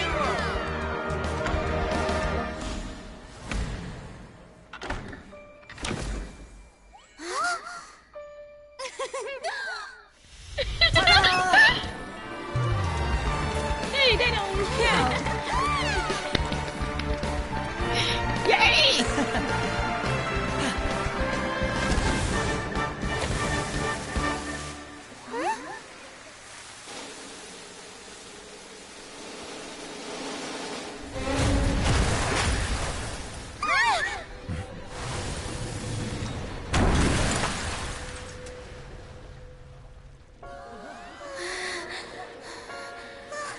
What happened?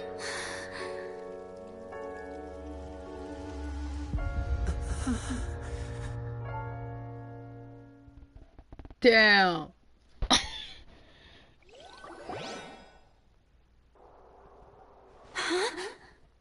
Is this part of the show?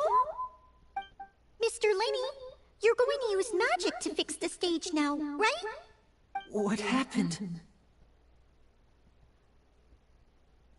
Oh no. Maybe this isn't part of the show. The girl was still in that box, right? This performance is over. Medical staff with me. Guards, secure the scene and detain all the performers. Seal the exits. No one is allowed in or out at this time. Yes, that's right. If this was just an accident, then we must investigate the cause. But if this was all part of some scheme, then those accountable will not escape the judgment of the God of Justice. No need to be alarmed, you two. We'll get to the bottom of this soon enough.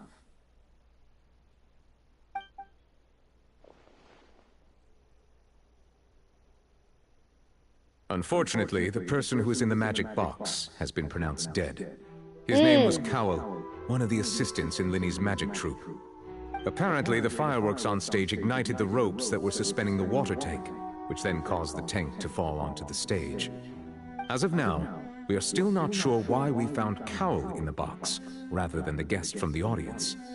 And after an initial search of the area, the guards have confirmed that the girl is nowhere to be found. It appears that this incident was not merely some mishap with the performance.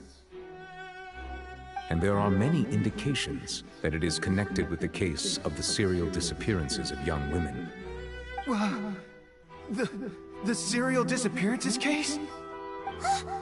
That's the case that Charlotte mentioned before!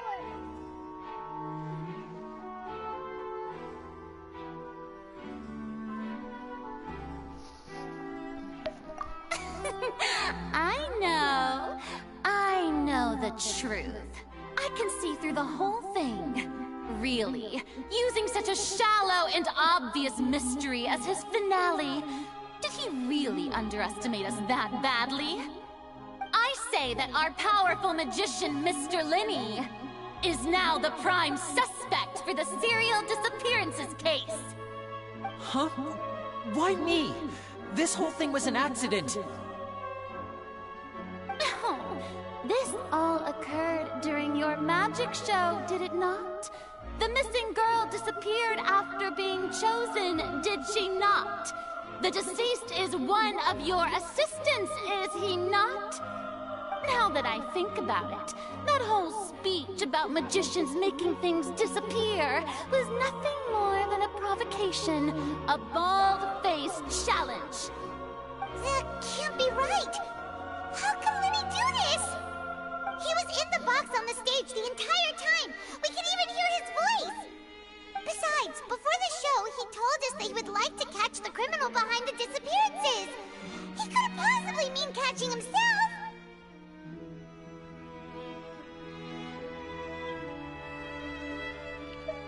Save discussion for a later time, please.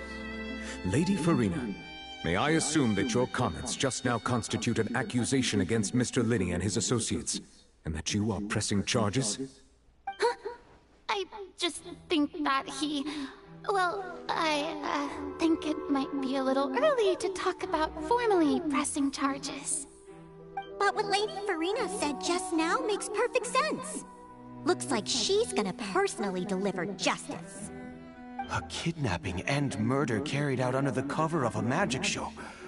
Lady Farina said it all. I mean, of course, my dear people. But what excites me even more than the obvious truth before our eyes is the opponent I'll be facing. That's right. I mean you, Traveler. You'll support Linney, won't you? After all, he was the one who helped you the first time we met. I trust Linney. Then there's no problem at all. You know, the Traveler and I already had a duel the first time we met. But with Linney's help, our little duel ended in a draw. But draws really are the most boring possible outcome. So, no more draws. Between the two of us, there must be a clear winner and loser. And what better place to hold such a riveting showdown and decide the true victor than here, on the grandest of stages, the Opera Epiclese. It wasn't a draw. She obviously lost last time. I understand. Charges have now been pressed, and as such, a trial is in order.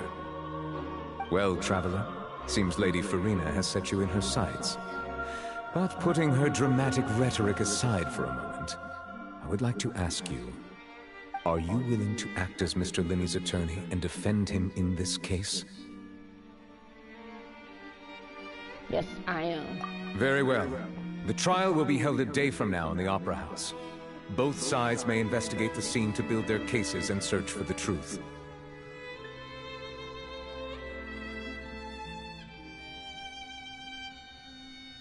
Linney and his troupe are all potential suspects, and shall remain within the Opera House. The audience may begin to leave in an orderly fashion once they have been cleared by the guards. A day isn't that long. Let's see what kind of case this big-shot outlander can build in such a short amount of time. I'm really quite looking forward to hearing it.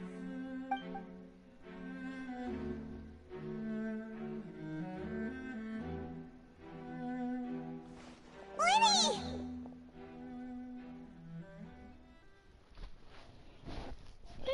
Sorry about everything that happened just now. Were you frightened? Of course! Who wouldn't be scared after witnessing an accident like that? Yeah, I'm a little shaken up myself. How could this happen? And poor Cal. I know you already claimed that you would defend me, but now it's just us talking.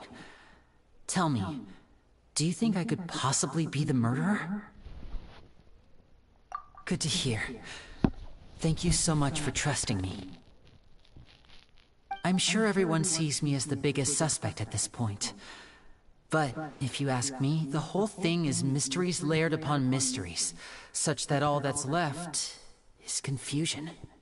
I don't know whether what happened there on the stage was purely an accident or not, and I don't know why poor Cal was in the box. As for how that girl chosen from the audience could suddenly disappear, I'm afraid I don't have any answers either. If someone tampered with my performance, then we need to figure out what they did. Even a skilled and knowledgeable magician like myself couldn't pull all that off in just 1 minute.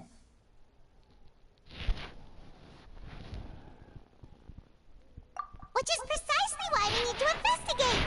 As this book says, the impossible could not have happened. Whatever happened must have been that which is possible. Where do you get those glasses exactly? Paimon bought them when we were reading at the bookshop in the city earlier. Pretty cool, huh? Don't worry, Paimon used her own savings to buy them. It wasn't from our travel funds. I think they look cute on you, Paimon. You have good taste, Lynette. That's the right attitude. Feeling depressed isn't going to help me now. I need to get back to my normal self. But with the guards watching our every move, it's going to be especially difficult for Lynette and I to prove our own innocence. Good thing you agreed to be our attorneys. Thanks for that. We'll be counting on you. Yes, thank you so much. I won't let you down. Yeah, just leave it to us. Oh, since we're going to start investigating, Paimon has a question first. Where did Lynette go during the performance? Well, I'm afraid that would involve some of our essential trade secrets as magicians. The secrets behind our magic are past saving, Linny. I suppose you're right. The truth behind our tricks is going to be important evidence that will be weighted during the trial. 'Tis truly a pity. As a magician, our magic show is a work of art. We've poured countless hours and spared no effort in perfecting it. But if revealing our secrets will help you uncover the truth behind what happened, then it will be well worth it. We should go somewhere else if we're going to discuss our magic tricks. We'll go speak with the guards, and in the meantime, you can go investigate the stage and the seating areas. Alright, let's go have a look while the investigation teams are still here. Detective Paimon is on the case! Can you just take off the dang glasses of the old woman? Hello, officer. How's the investigation going? I see. You must be the traveler that Lady Farina mentioned. Listen, I'll be perfectly honest with you. I'd avoid getting mixed up in this whirlpool of a mess if I were you. Huh? What do you mean? Come with me and you'll see. The deceased is one of Linny's assistants named Cal. Even though he hadn't joined the troupe long, he was hardworking and everyone generally liked him. The assistants are usually in charge of setting up and inspecting the props, as well as assisting with the show and keeping the crowd engaged. As you probably saw when you were in the audience, the water tank suddenly fell and smashed the box with Cowl inside it.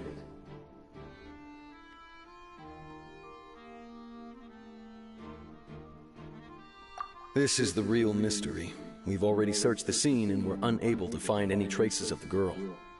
However, if you look carefully, the box was positioned directly under the water tank. The ropes holding the tank were then burned by the pyrotechnics on stage, causing them to snap. All these factors lining up so perfectly makes it hard to see this as a mere accident.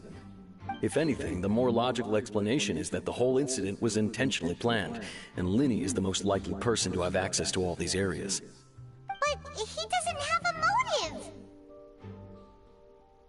Are you both good friends of his?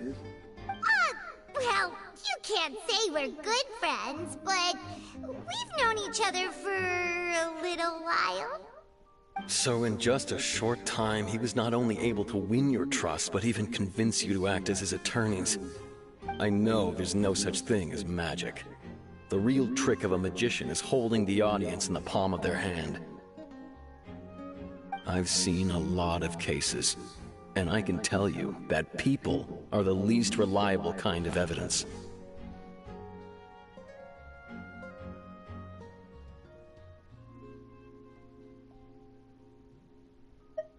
Sorry, I tend to be pretty straightforward.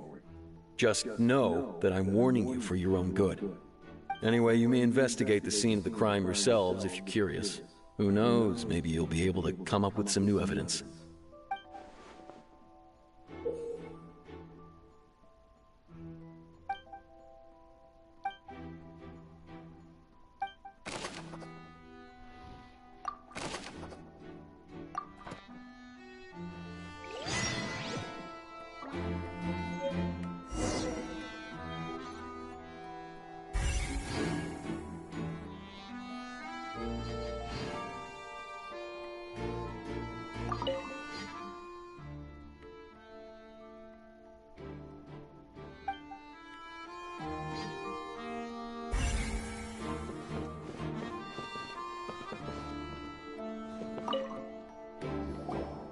So this is the rope that broke and caused the water tank to fall.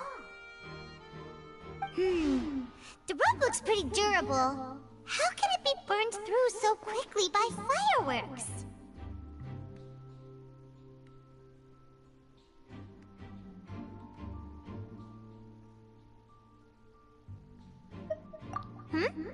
Why are you suddenly so serious, Traveler?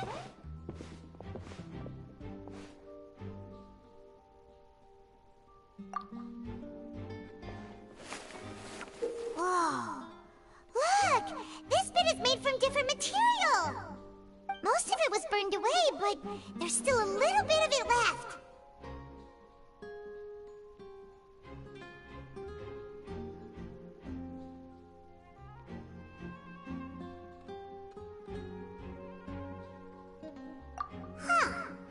So if a rope meant to hold something was made with that kind of material in it, then that means... Wait! Paimon should write all this down! Let's take notes!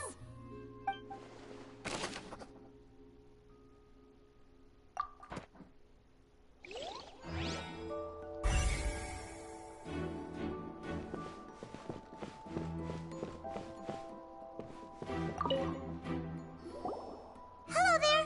What are you investigating?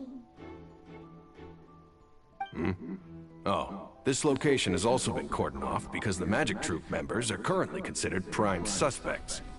The investigation team is still collecting evidence.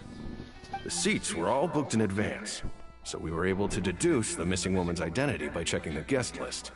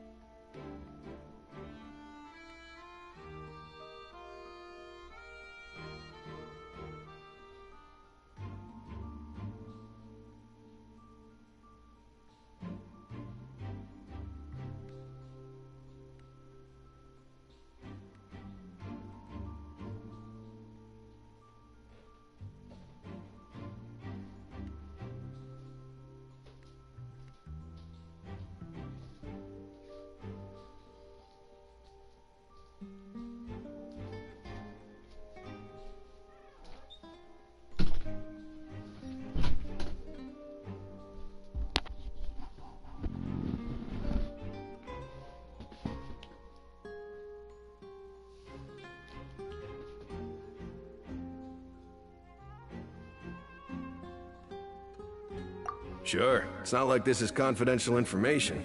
We will publish it later anyway when we petition the public to help us find the missing person. Her name is Halsey. She's a painter from Fontaine who's made a bit of a name for herself.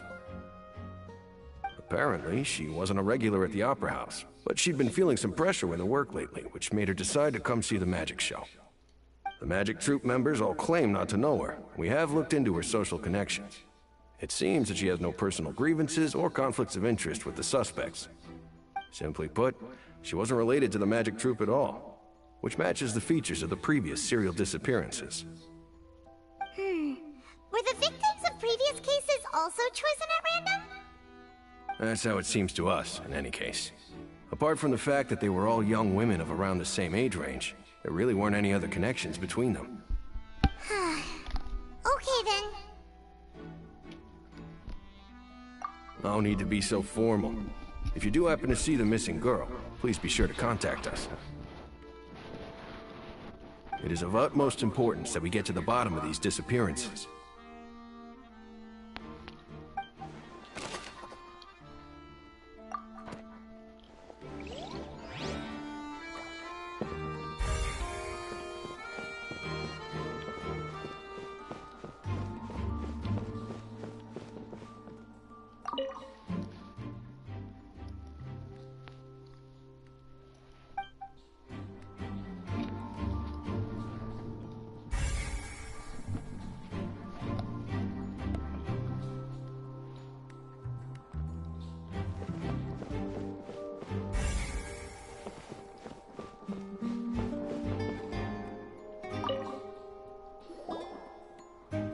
The investigation team has some new findings. Turns out there's an issue with the random number selector after all. See? I told you. What if the machine picked some big guy's seat? You think the murderer would have still made his move then? Sorry to interrupt, but we're helping Linny and Lynette with their side of the investigation. What were you saying about the number selector? There's something wrong with it? You're trying to help them?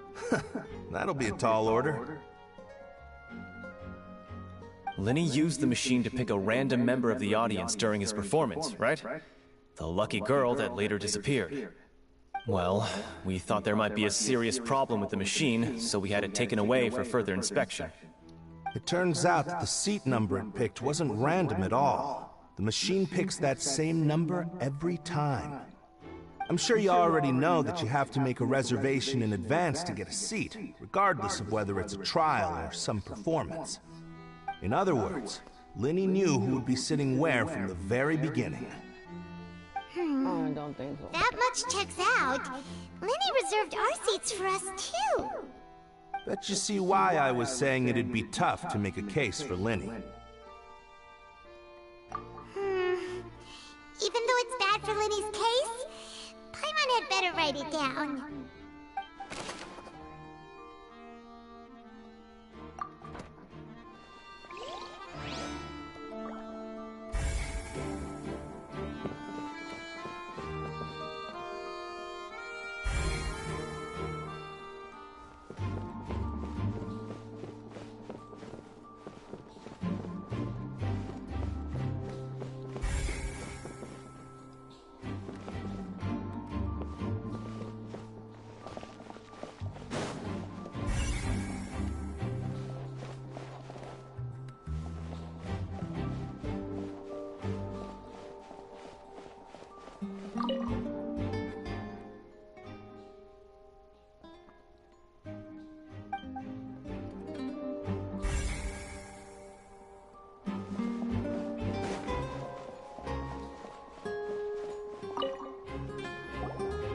I see that you're investigating the area. Well, it just so happens that I'm interested too. If you find any new and interesting leads, be sure to share them with me, all right? We don't have too many thoughts yet.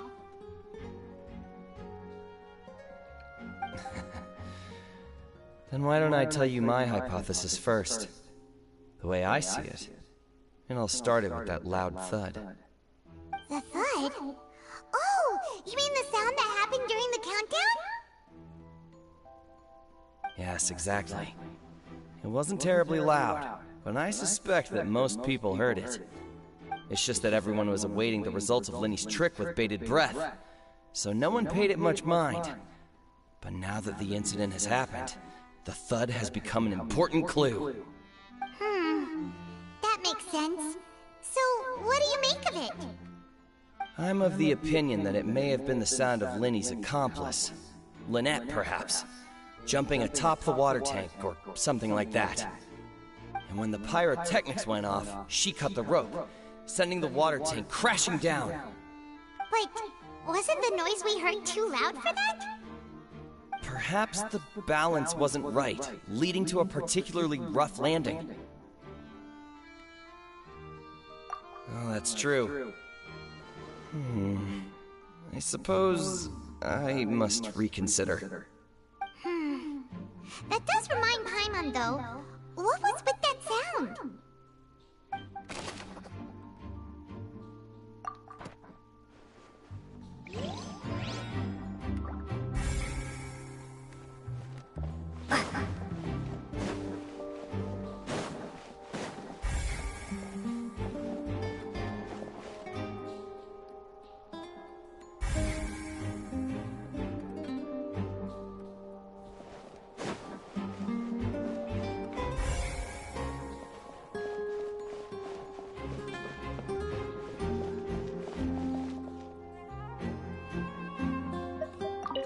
Lenny's still talking to the guards. It seems he'll have a lot of explaining to do. I think someone will be assigned to monitor us later, but that's alright.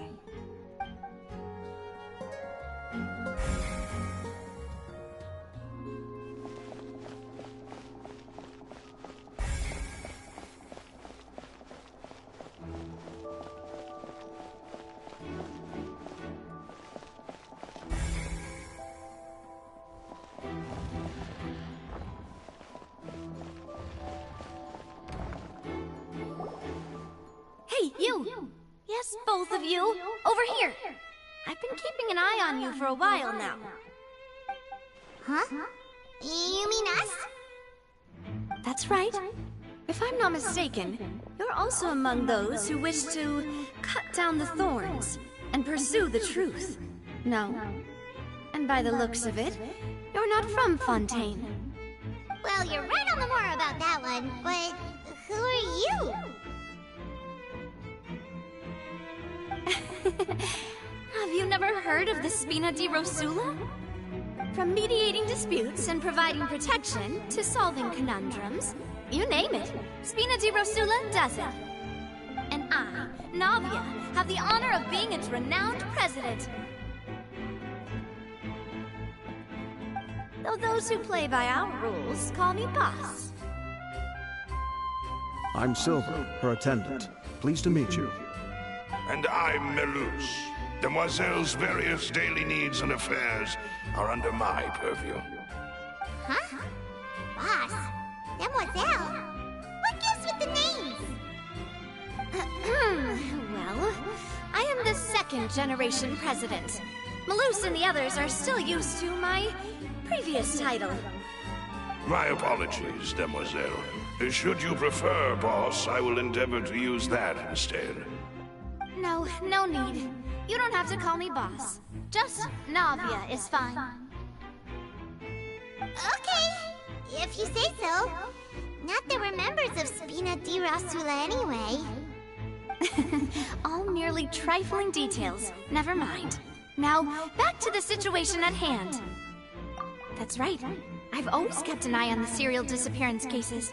My interest stems from a matter back from my father's time.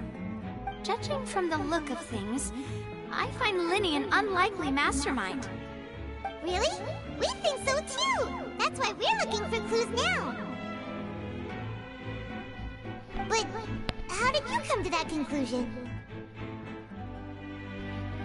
Intuition, naturally. My unparalleled intuition. Okay.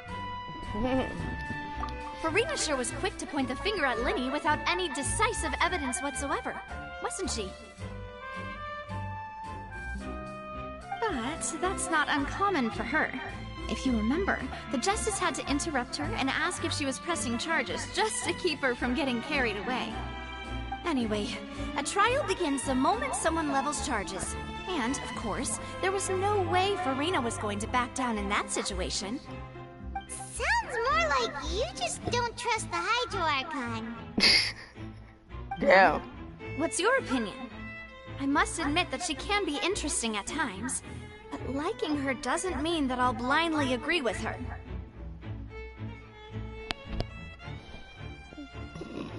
I done got hell of a awakening. Alright, I've answered your question. Now, it's time you answer mine. Wait a minute, did that answer count? Well, I say it does. But don't worry, you won't hear any pointless questions from me. In your opinion, do you think it's right to treat a trial like it's an opera?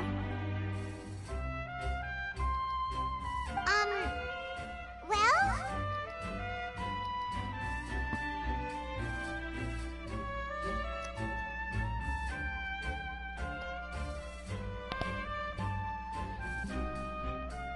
And why would that be?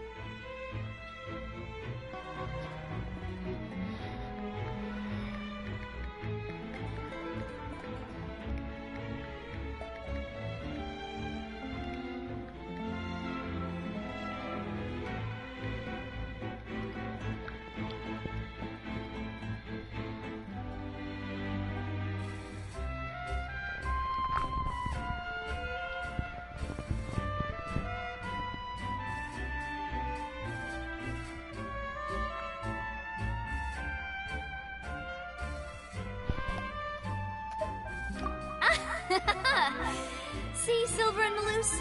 I told you they'd be different. Most astute of you, demoiselle. I too think that the Traveler's response was most excellent.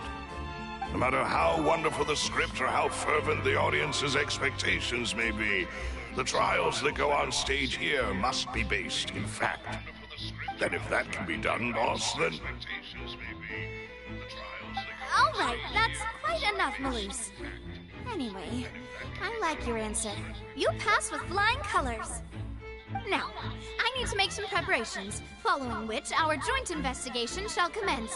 You two shall be my assistants. Wait! Since when did we become assistants? Well, I can be the assistant. Sure. Or your companion, if you like. I'm really not that fussy. That's more like it.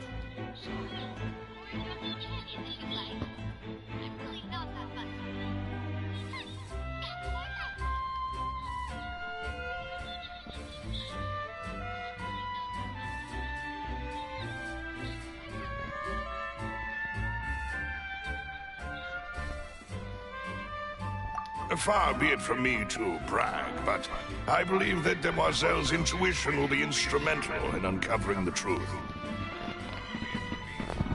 You wish to save a friend from false accusations, and we wish to unravel the disappearances. In this sense, our goals are aligned. You have a point. You're quite the talker, aren't you, mister? And what about you over there?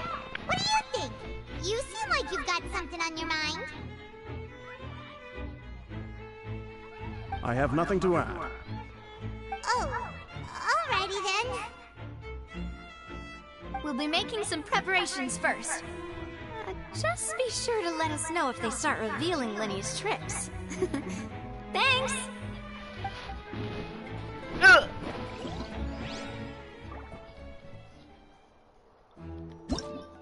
Whoever the murderer was, They must have made preparations well beforehand.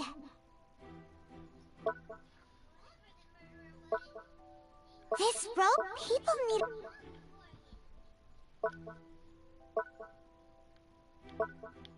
Why would it be him? How strange. Gosh, no wonder the serial disappearances never got solved. We all heard that noise, didn't we?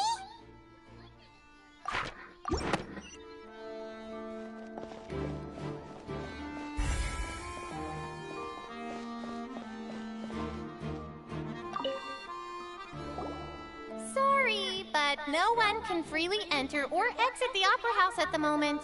If you wish to leave, you must register your identity with us first. No, we're not leaving. We're representing Linny and Lynette as attorneys, so we're investigating the case. Were you always guarding this entrance? Yes, after the Chief Justice gave the order, everyone coming in or out must undergo a strict inspection. So, the missing girl couldn't have left from here, at least, not from that point on.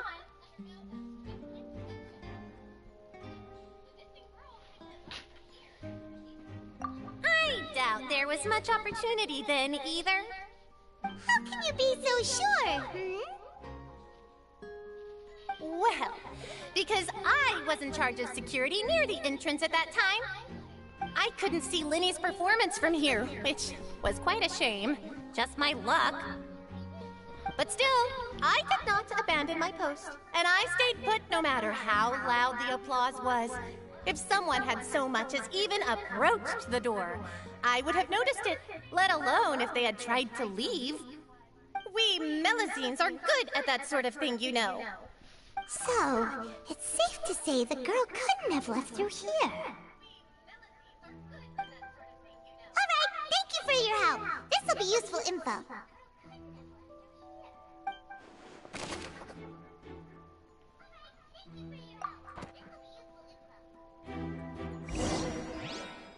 We've checked everything of note here at the performance venue. Paimon wonders how Linny's discussion with the guards is going. Let's go see, shall we? Ooh, things are getting interesting, huh? We're about to see how magic is made.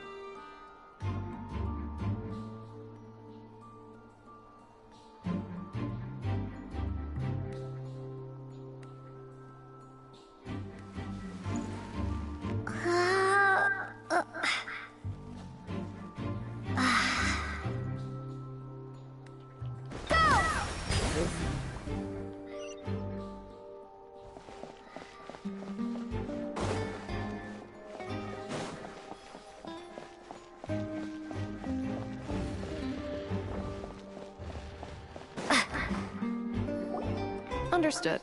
Then I will be going with you. Just so you're aware, I will be monitoring your actions and making notes as necessary. Very good. Thanks for being so agreeable. I'd pull a rose out of my hat as a gift for you if I could. You may spare the pleasantries. I'm just doing my job. You've arrived. Who's this? Me? I'm Spina di Rosula's guardian angel. If you've got a problem, I've got the firepower. Sorry, I got a little carried away there. Call me Navia. I'm a partner of theirs, and we'll be helping investigate this whole situation. And these are my companions. Would you mind if they join as well? Fine by me. Oh, new helpers? I would be most grateful. Well, let's just say we're tagging along.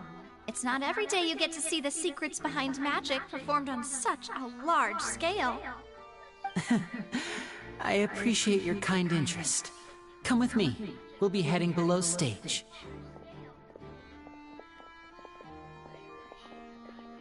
Huh? Below stage?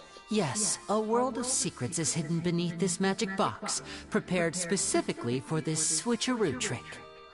But before I reveal everything, you should have a look first. Notice anything strange here?